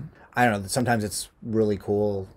Sometimes it's just like, oh, that's so out of the norm of why would this even be in this film? So how did that come about with Sorry to Bother You? Yeah, well, Boots wrote it as stop motion in the original draft of the screenplay. He specified, you know, in stop motion animation. Okay. And it was incidentally Amanda Todd who introduced me to Boots because she read the screenplay. She was working with the Film Society at the time, and he did a little bit of development through a program that they have, and she sent it to me and said, "Look at this. He's called, you know, it says stop motion. You guys should probably meet." So I like to brag. I don't know if it's entirely true, but I think I was one of the first people outside of his his core team of producers and stuff that kind of joined the project. You know, I talked to him about it for probably 2.5 years and drew some storyboards and tried to help flesh out ideas and stuff. And then one day I get a call from Boots and it's like, okay, yeah, man, so, you know, we got all the money and stuff, so we're ready to go. And I was like, uh-oh. That's how the call started? Basically. I mean, not verbatim, but sure, yeah, it was like, okay, you know, it's happening, essentially. That was the call, and, you know. So that's pretty exciting when you're, like, especially working mostly digitally, that you get a call to work for stop motion. Yeah, I mean. And it's paid. That's the big thing. Yeah, well, I will say they got a good deal. Okay. Well, that's usually the case. It's like, that's how kind of it works. Yeah. But, I mean, you know, again, for me and David, it was like, we had a lot to prove going into that, and it also ended up being a dream job from the standpoint that they had us build the stages in a office room that they had rented on the corner or border between Berkeley and Oakland. I think originally they had this fantasy that they were going to be there a lot more than they were and like get to observe us working. It didn't work out like that because the production, I think, kind of ran away with itself. all the live action stuff ended up being overwhelming for everybody involved.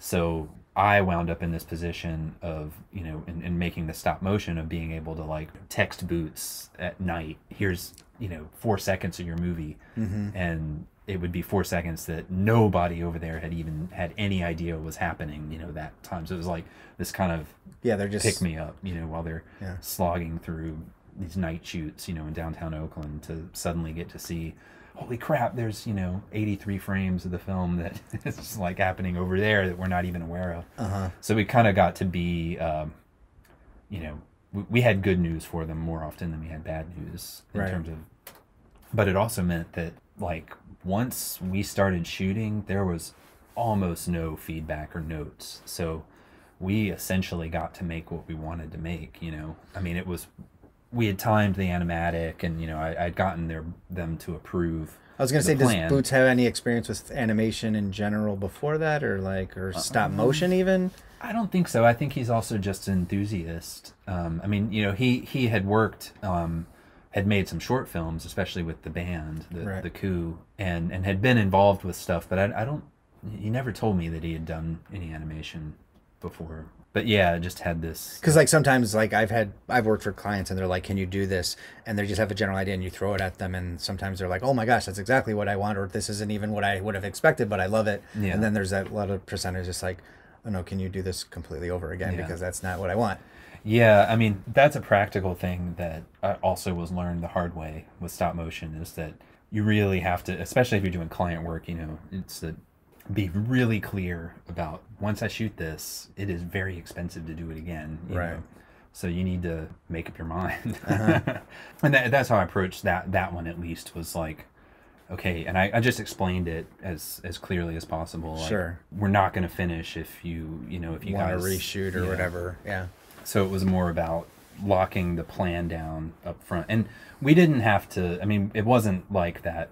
Not everything was so planned. We still had some flex. It was a good balance, actually, I would say, between pre-planning and pre-production, and being somewhat loose during the actual shooting, so that we could have some improvisation and not, you know, I mean, part of that too is if you do make mistakes, you can incorporate them rather than having to start a shot over or something. Right. So knowing that this segment was going to be produced and like be a part of the film, but not necessarily change the narrative of the film, like it gave you some leeway. Well, yeah, but I mean, I don't know if you remember, it tells a pretty critical point. No, it definitely does. So I was like, so you give this produced piece to Boots, and then what's the reaction? Well, they were pretty thrilled about it once they finally got to see it cut together, and that's what I had also said up front, was that I'm going to make it as though we were actually hired by this corporation to produce this video, you know, not, you know, so that I'll give you a completed thing, knowing that you'll have to tinker with how it gets used, you know. And there are a couple of shots that got lifted in the final movie. I was really hoping they'd put the the uncut version on the Blu-ray, but they didn't. How much did they cut? Not a lot. There was a little intro section that we did that it actually didn't have that much animation in it at all. And then outside of that, it was just sort of cutting away from shots early, and so maybe a total of 20 seconds or something like that was not in the film, but otherwise it was cut exactly the way, you know, I finished it. Yeah, apparently even everybody was crazy about it, and all the people at Annapurna, and yeah, it was cool. Nice. So what do you have going on now? I'm in kind of both a fortunate and unfortunate position, in that I've largely just been working for myself for the last several months.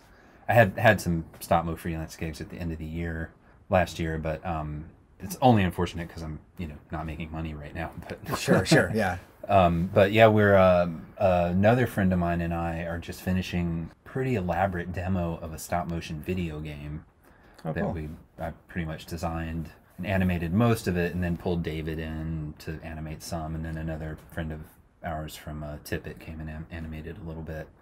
What are you using for that? Like outside of the stop motion stuff, what are you using to put like your gaming? So yeah, the engine is called Godot, which is an open source game engine that my other friend, who's also a musician, Taryn, is the programmer. He understands computer languages. Okay. So yeah, he's basically handled all the interactivity. It's an interesting project from my perspective because, you know, I already know how to animate, so that's all I've been doing is just making something and animating it, and then give it to him and say, okay, you figure out what to do with that. Is it like first person or side scroll or? It's basically a 2D platformer, I guess is what you would say in the parlance of that. So kind of like, I don't know if this is like, was it Cuphead? Yeah, kind of. More like Metroid. Do you know that game? Sure. Yeah. This particular one is all paper cutouts. So 2D paper cutouts shot on a down shooter. Nice. Oh, I'd love to see. That, I mean, I'll send you the playable demo in a week or so, but we have a cut together like a Vimeo clip reel of the gameplay. Very cool. Is there a name to it, or can you say? Oh, yeah, it's called The Soul Broker. The Soul Broker. Okay. It's about a creepy underworld shadowy banking figure who steals. It's rather than drain your soul over the lifetime of a relationship, he starts off by siphoning your soul immediately. And so you play, the character is a little soul that's trying to escape this weird catacomb underworld controlled by this creepy banker. That's cool. Nice. And you designed this, or? Yeah. Nice. Yeah. And you came up with the story as well, or? Yeah, me and Taryn, and it was very much a collaboration for this project as well. Awesome. And it's, you know, the story's pretty loose. I mean, you know, it's interesting thinking about. I mean, part of what led me down this path was making animation for a video game has to do with creating sprites, you know, like little loops and stuff, rather than I need to walk this puppet over 185 frames, you know, across this whole thing. It's like, okay, I just need the 12 frames to get the walk cycle, and then the rest of it will be programmed in the software. So it's like I built this kind of library of these little looped animations. Interesting. Which is another kind of interesting way to approach filmmaking even. But yeah, with the video game, we're still kind of like everybody who makes this foray, you know, trying to navigate what does it mean to have a narrative in a video game, and like how much of it can be conveyed through gameplay versus just straight up telling you or reading on a screen or, you know, whatever. Because it's obviously a different experience than, you know, being captive for 14 minutes or 2 minutes or whatever it is to watch a film. Sure. So do you feel like the storytelling that you're doing through gameplay, do you feel like you enjoy that kind of storytelling for long form a little bit differently, or is it still too new to like make a decision on that? You know, you're talking about sometimes long form you're just watching and it's just a little vapid, or it's just... Yeah. I mean, obviously the content that you have is pretty real and relevant and, you know, even like spiritual to a certain degree. Yeah, right. Yeah, I don't know. I would say it a little bit differently, which from my position personally, making a film, you can comment on the filmmaking and how well the story was told and what was told visually versus with dialogue versus with a sign or whatever, you know, interstitial title card or whatever. And that is a certain lexicon and vocabulary that has a syntax and a rhythm and you know, it's approachable. We can deconstruct it and talk about it as filmmakers. Whereas, you know, in a video game, you're not necessarily going to be able to count on somebody being at the same place to get the same thing consistently each time. And you don't want to hinder the fun of interacting with the thing by putting too much story. So it's more just like a creative challenge of, by the way, not making any commentary on the success of our narrative in this game yet, because it's still a demo at this point. So we're very much in the middle of this conversation.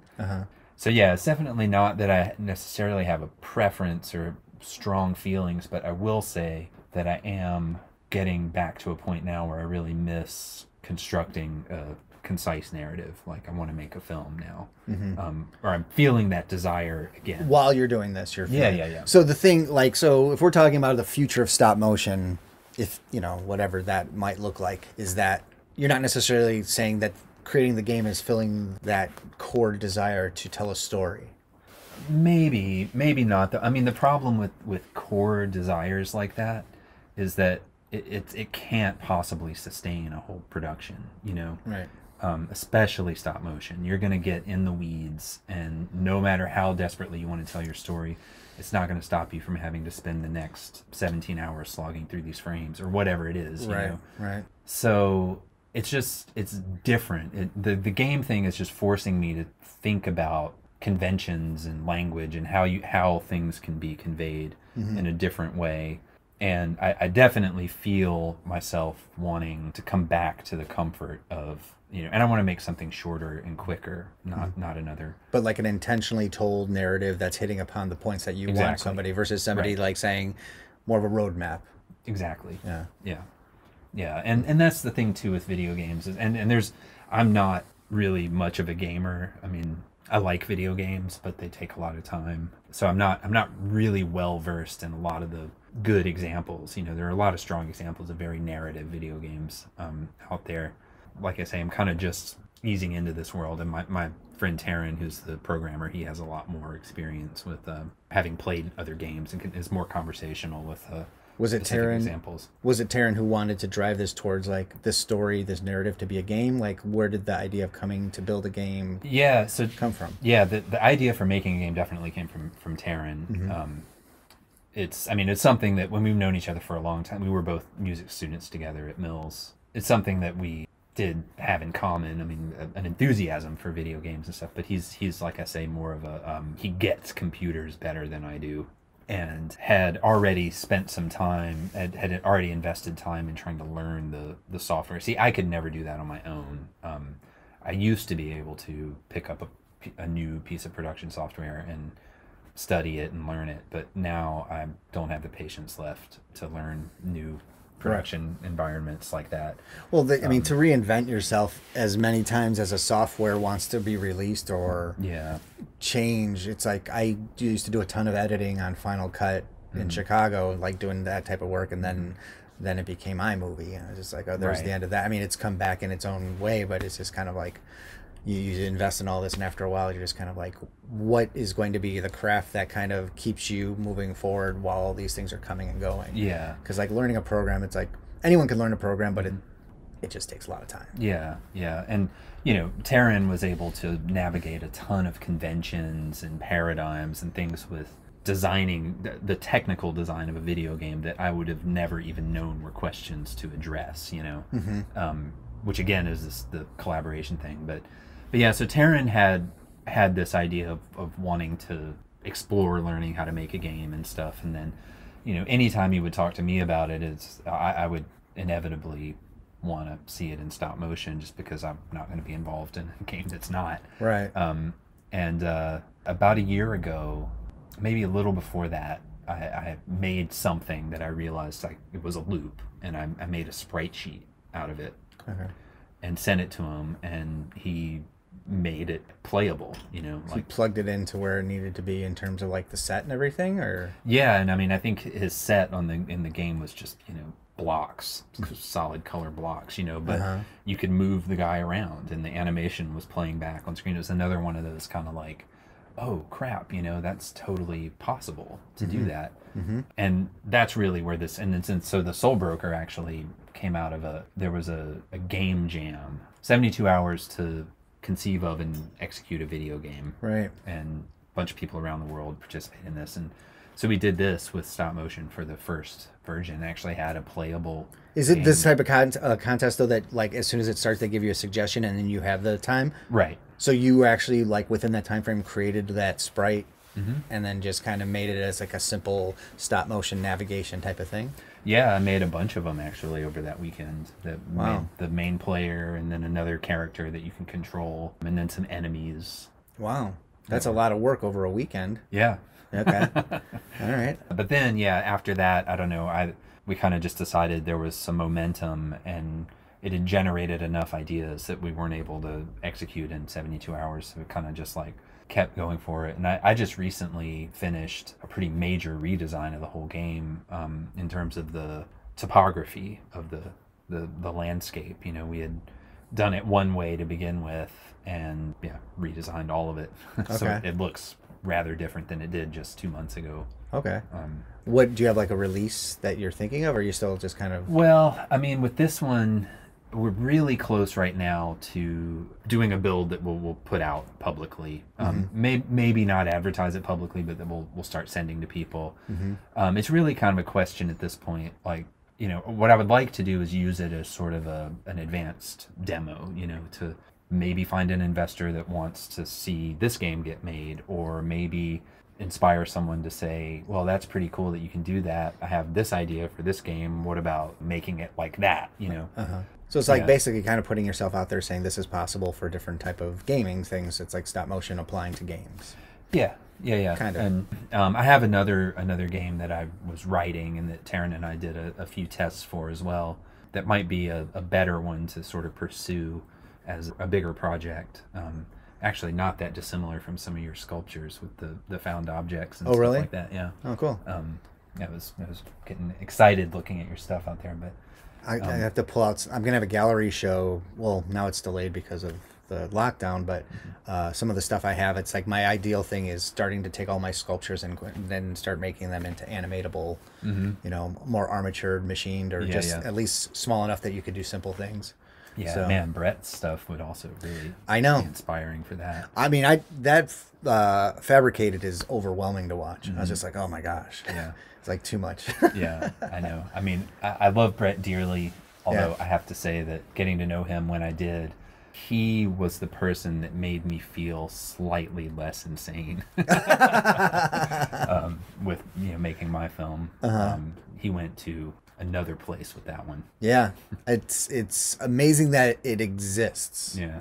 Like I was just watching it, and I talked to him a little bit because, like I said, he lent us this motion control rig, and it's just like, you seem to have so many moving pieces for every little background piece. And he's like, oh, sometimes I just turn it sideways and it looked differently. I'm like, that's not really what I'm saying. It's like, he's like, I just have a bunch of gears where I would machine a gear and then I make it sure. It's like, he's getting into that micrometer level of gears and interaction. And it's just kind of like for a third action that might be in focus in the background for a certain shot. It's like, yeah. And this is his film. It's like, I don't know what kind of crew he had on that, but like, I think he did a lot of that himself. Yeah, I think it was largely himself. Yeah. And if you're really astute when you watch, I think it's in part 2, in Mad God Part 2, some of Brett's creatures from Fabricated they've been tippetized with goo. Okay. And slime, but I remember like some of that stuff. I could see how that makes sense. Yeah. All right, that's funny. I just wanted to ask a couple things. You know, this is running a little bit longer, but I'm excited. I feel like everything you're saying is like so interesting. Oh, well, thank you. What was one of your biggest failures, do you feel like, as a stop motion artist? Or what was the biggest obstacle? I could even put it more positively, I guess. Have you had like an obstacle where you're like, oh, wow, this really set me back, or this made me feel like I didn't want to do this? Like, am I getting crazy involved into a discipline that is just, I know it's going to take a long time? And well, I don't mean to sound glib, but that is constant. No, I hear that. Yeah. Yeah, I mean, I can give you a specific example from the or like, when did you first learn that this would be the mindset, maybe? All right. I'll try to keep it concise because I don't want this to go forever. But I mentioned earlier that I made all the armatures for the Moon's Milk. And I had to make them twice because the first batch... They're all handmade, or are they CNC, or would you... No, I made them by hand. Okay, yeah. okay. I mean, yeah, pretty much all by hand. Okay. And with a drill press, no less.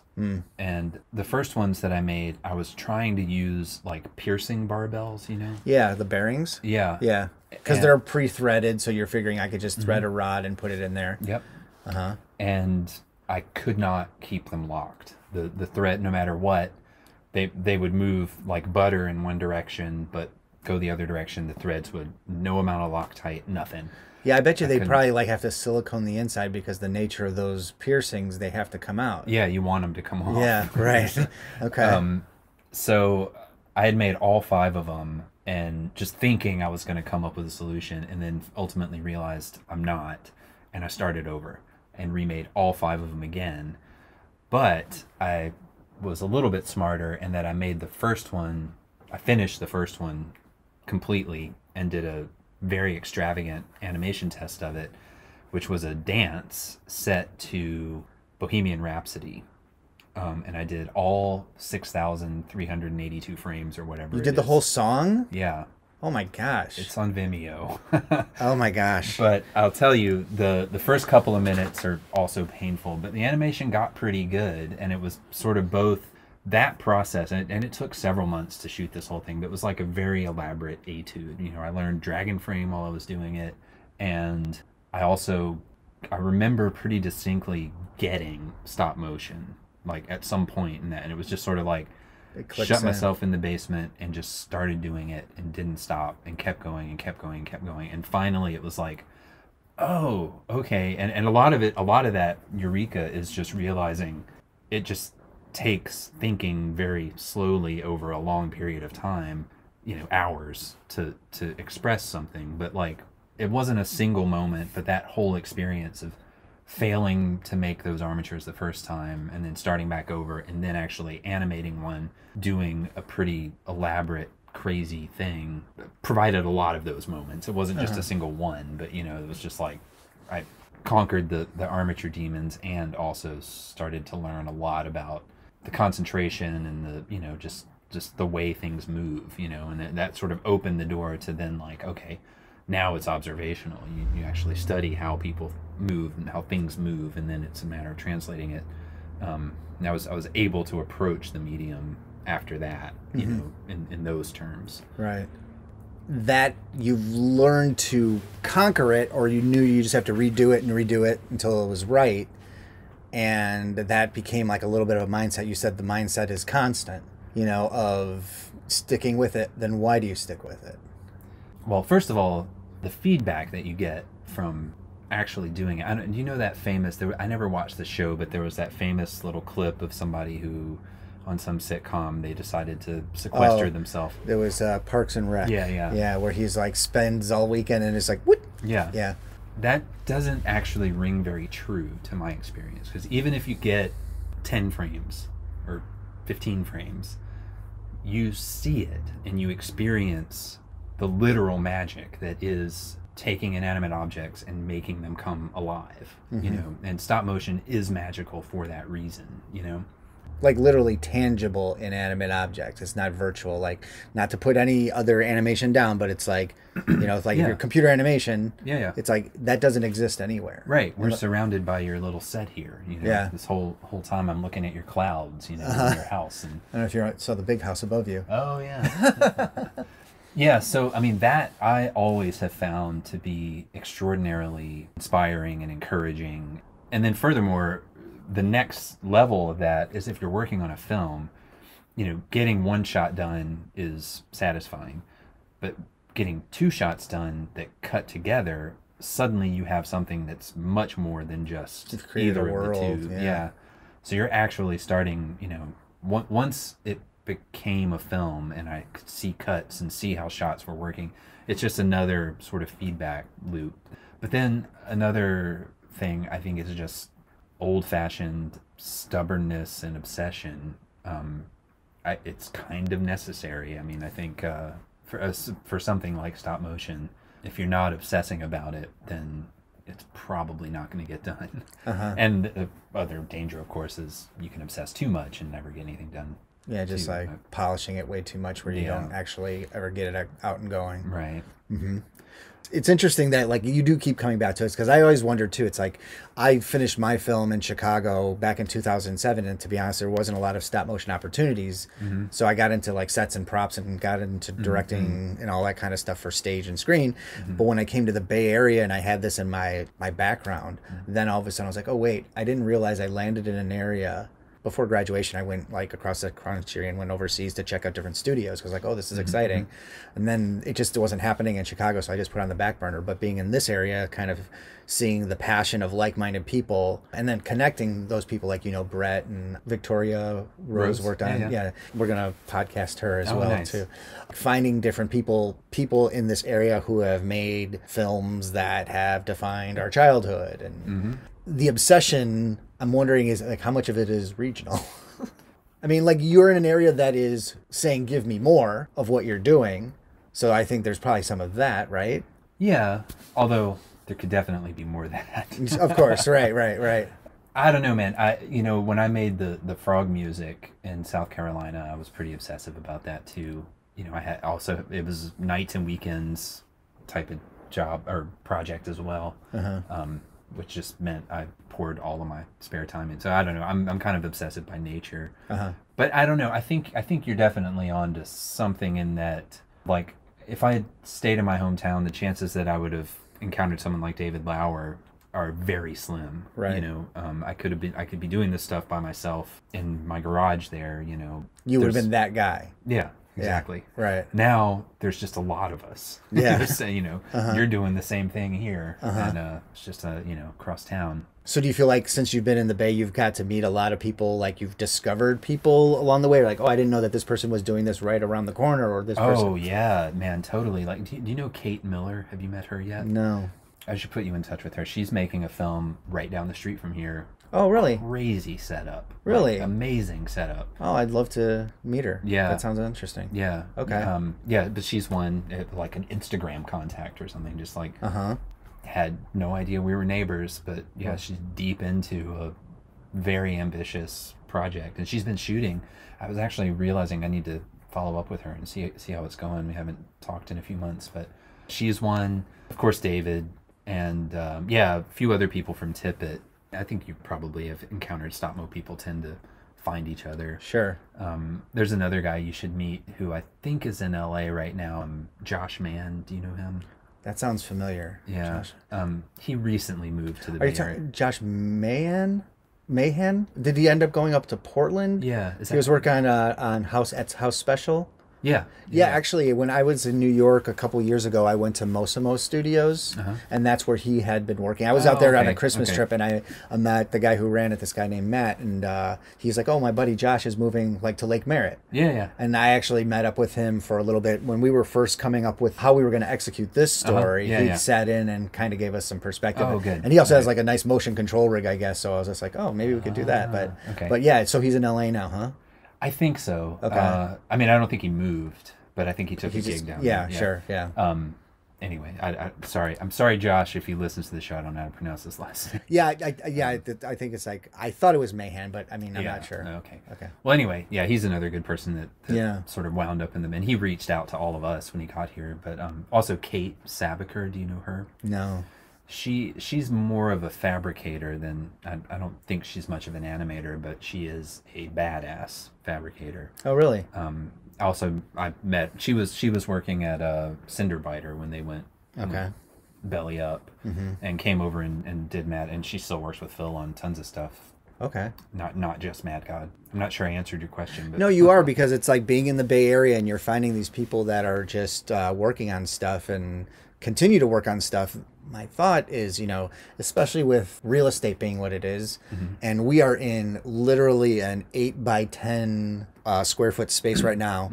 What do you see as the future of producing stop motion films in the Bay Area? I mean, as it is right now, I've heard things about Treasure Island is starting to like welcome new productions there. They're changing that structure, but like you have the luxury of working in the basement of a house. A lot of people, like, I have this space outside. I live in a little tiny home. So this space is pretty essential, but it's just kind of like back more in its heyday, you'd have more space. There's a lot of more warehouses, artist spaces, but even with the Ghost Ship tragedy back in 16, I think it was, or maybe 17. Yeah. It's like these spaces are kind of not only like being checked for good reason for health and safety, but now they're being bought out by real estate or dispensaries or whatever. It's like finding spaces is hard to come by. Yeah. The same thing that's been true for a long time is still very unfortunately true, which is stop motion is really what you want to do passionately as a career. Probably ought to go to LA or right now Portland. There isn't a lot happening here right now, and I think everybody's a little frustrated, and we're all constantly having to take other work, just to make ends meet. But we do you know Head Explodey, Annie Wong? Have you talked to her? Oh yeah, Annie Wong was at the Academy for a while. Oh yeah, okay. Yeah, she did Capella. I forgot, her student film was really nice. It's just basically about kind of like a Geppetto story with a ballerina. Yeah. Okay. Making her. Yeah. Yeah. But yeah, Annie Wong's great. She's doing a lot of stuff here too, but also works in a home studio. We've all kind of fantasized about getting to a point where we could sort of pool resources and set up, I mean, maybe a place like this, but just have more of an area. And, you know, I have a little milling machine, you know, like just kind of combine all of our forces. Yeah. It's just that, you know, until I think it feels a little more secure, I've just personally been a little shy about trying to take on another rent. Yeah. But it's not impossible though, and it's way too soon to speculate, but there is a potential project or two that could be something that turns into that, you know, at least for a shorter period of time. I mean, that's the other thing about stop mo too, is that typically you crew up and gear up and room up for the production, and then kind of everybody goes elsewhere. But yeah, it's much easier to get work in LA than it is here. Sure. So even like commercial wise, can you, like, how is the remote working thing? Are you doing commercial work for stop motion at all? Yeah. I mean, I just did a piece for Adult Swim that was really directed by a friend of mine on the East Coast, you know, so she subcontracted me to do it. So it's that kind of stuff for now. And you guys aren't occupying the same space, like she's like just she's Skyping or whatever you want to do. Philadelphia. Yeah. Okay. Yeah. Oh, okay. So we just executed the whole thing in my studio out here, and I just would send her, you know, the dailies, and so that's one thing. You know, for me, I get like overflow work from friends of mine. Sure. I've been trying actually to reach out more to. I mean, you know, there's so much money in the Bay Area, and made some recent contacts at advertising agencies and stuff. Which is, I mean, it's not like I'm dying to go work on more commercials, but at the same time, it's like the dream would be to be able to pay all my bills, you know, working out of my home studio, you know, exercising my craft. Right. You know, sometimes happens, and then other times I spend all my time making stop-mo video games because nobody's paying me to do anything else. So do you see yourself staying in the Bay Area? Or, I mean, is that kind of like, are you flexible, like have gig will travel? You know, I am getting a little bit older now, and it's less appealing to me than it would have been 10 years ago, maybe. And we did do a big gig down in LA last summer, made a short film for Amazon and a toy brand. On the one hand, I kind of learned that now that I'm in my 40s, I can't quite push it the way I used to be able to. Yeah. But I like having a studio and a place where my stuff is and where I can kind of like... It's laid out, it works, it's like everything is kind of intentional. Yeah. And I've done a few gigs remotely. I did a big gig at Google a few years ago at their studio in New York, and that was pretty great, as I just kind of got to take over for 2 weeks, you know, and it was all stop mo. But I'm just personally, I'm not dying to relocate to Portland to work at Leica, or I mean, maybe the Pinocchio movie would be a little bit more enticing. I have a good friend of mine is one of the leads on that film. But yeah, you know, I kind of like having my own. So it means that the challenge is more, rather than going to work, creating work, you know, which is definitely a harder skill set I'm learning with a pretty stark reality these days. The route that you're talking, which I think is a lot of routes, a route that's common to a lot of stop motion filmmakers, is to create your own thing and hopefully put it out there. You become your own business person, whether you like it or not. Yeah. And you were talking about maybe you weren't feeling as social as you should be, but you've probably developed it out of necessity a lot for that just reason alone. Yeah. I mean, it seems like also like understanding gaming now and is like learning a new program versus like developing your craft and, you know, being an expert at that. I mean, I always tell people stop motion is every art form that's ever existed. Right. It's like there's not one thing in stop motion that doesn't like portray itself somewhere else in the world, but it's all in one there. So like business is that other quote unquote art form, you know? Yeah. And I know tons of animators who they want to be as far away from the business end of things as possible. Yeah, I get that completely, but you know, you can't exactly get away with that forever. So if you're working with somebody on a film, and I know you said you've worked with people that you love and stuff, like give me like, what are the important qualities of somebody who is going to work with you on a project? Well, what's invaluable is people who don't need a lot of hand-holding. I mean, and I've definitely been in situations where I couldn't lift a finger without someone holding my hand too. You know, I'm not trying to suggest that I'm like some kind of master by any means, but yeah, I mean, I think it's, especially with this type of stuff, there's kind of a steeper curve for feeling confident about what you're going to do, you know, just because, I mean, there's so many ways you can mess up making a mold, or, I mean, just ways that you can make mistakes. But yeah, I think just more a willingness to go it alone, you know, like here's the problem, take this and run with it, rather than here's the problem, I need you to do this, and this, you know, to accomplish it. Again, it's that whole thing about learning to delegate and let other people. But also depending on how much you're delegating, it's like you're saying, hand holding. It's like somebody needs to go and make those decisions and make those errors and fix those errors before they come to you with something. Or, I mean, sometimes it's all hands on deck, you know, but I mean, like those, that can't be understated how valuable that is. And I think that that's something for people in the stop motion field that comes from having to solve your own problems. And I don't have a lot of experience with other students, you know, who have gone through like your class and stuff. But sometimes kids, we'll call them, you know, come out of an animation class or a program and they have some exposure and some skills, but not, I don't know, initiative or something that they haven't been through the ringer even on a small enough scale to kind of understand that you have to be not so afraid that you're not willing to jump in, but at the same time, you don't want to cut your thumb off with a, you know, a table saw or something like that at the same time as well. Right. It probably doesn't hurt to like somebody that you're working with. Oh, yeah, of course. Because you're going to be spending all that time together. Yeah. Cool. So we're going to wrap this up. Do you have any parting words? Yeah, there's tons of other questions I could ask, but at a future time when maybe... Yeah, we should... give people a little break to digest some of this, Right. I mean, I think if you're into this stuff, the only way to do it is to just do it, you know? Spend a lot of time, follow an idea, you know, it's going to be frustrating, it's going to be painful, it always is, and things always take 10 times longer than you think they should. It's a rule, a law of nature. But yeah, it's just, you know, perseverance. And one other question just related to that. I'm sorry, I'm going to ask one more question. Sure. So in terms of the information that exists about the craft, I know there's been a philosophy, and when I was in Chicago, I had some great instructors, but they would sometimes just hold their secrets to their chest. Just, you know, probably just job security reason, I would imagine. Or I feel like I am more of the mindset of just throwing it out there because that's going to help more people get on board and grow this stop motion field, whether that's right or not. Or have, like, when you were finding information on how to build your armatures or cast or stuff like that, how hard was it to find somebody who would either kind of show you the correct way of doing it, or was it more of an online thing, or like where were you teaching yourself versus being taught? How hard was it to come across that information?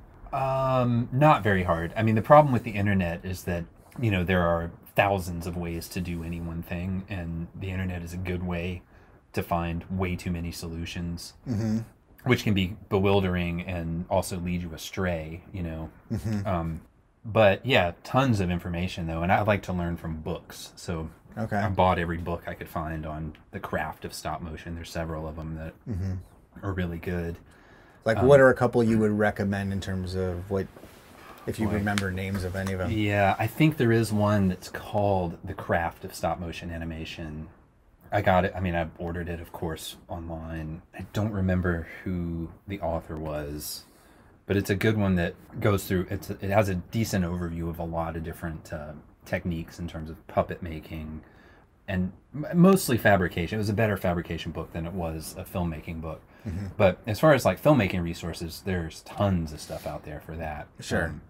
And, you know, you kind of can't go wrong. I mean, you know, you could read Walter Murch's book, you know, and again, like for me, it was getting involved with Phil and the rest of the people over at Mad God, because I met Victoria and Kate and people like that who are really experienced fabricators and know, you know, a lot of these things. And so it was less about, in those cases, being taught by them, but more just, oh, that's how you would solve that problem. That's genius. I'm going to have to do that next time. You know?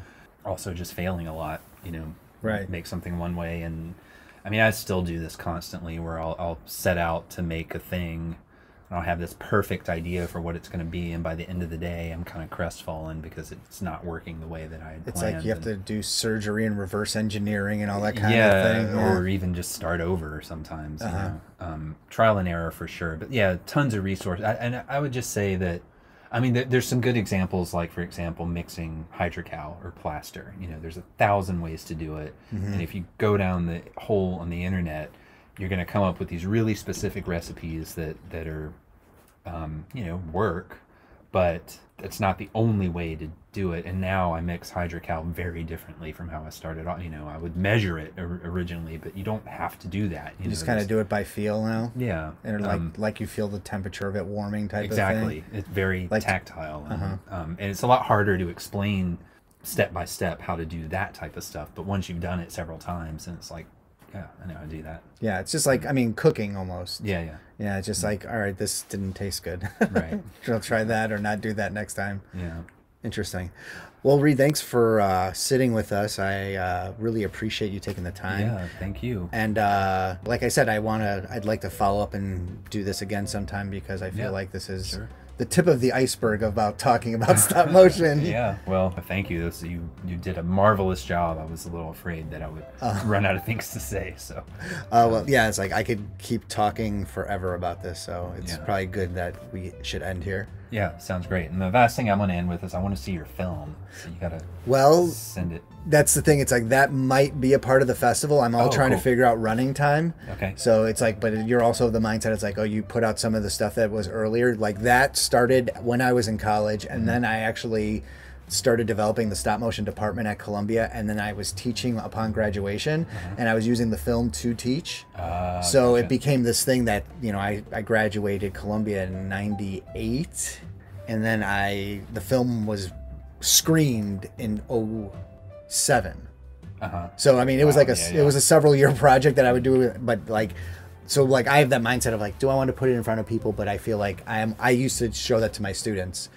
And critique was also a part of the screening process. So the idea of like, all right, critique my film, tell me what you think. So I think it's kind of helpful for me to throw myself out there. So it's like, but there's a mentality of it's like, I want to go back. I have this like Lucas thing where I'm like, I might just cut this part or just but it is intended to be a part of the film. The fest, I should say. Oh, good. So anyway, that's my long answer to that. Great. I'm looking forward to it. Cool. Thanks, Ree. Yeah, thank you.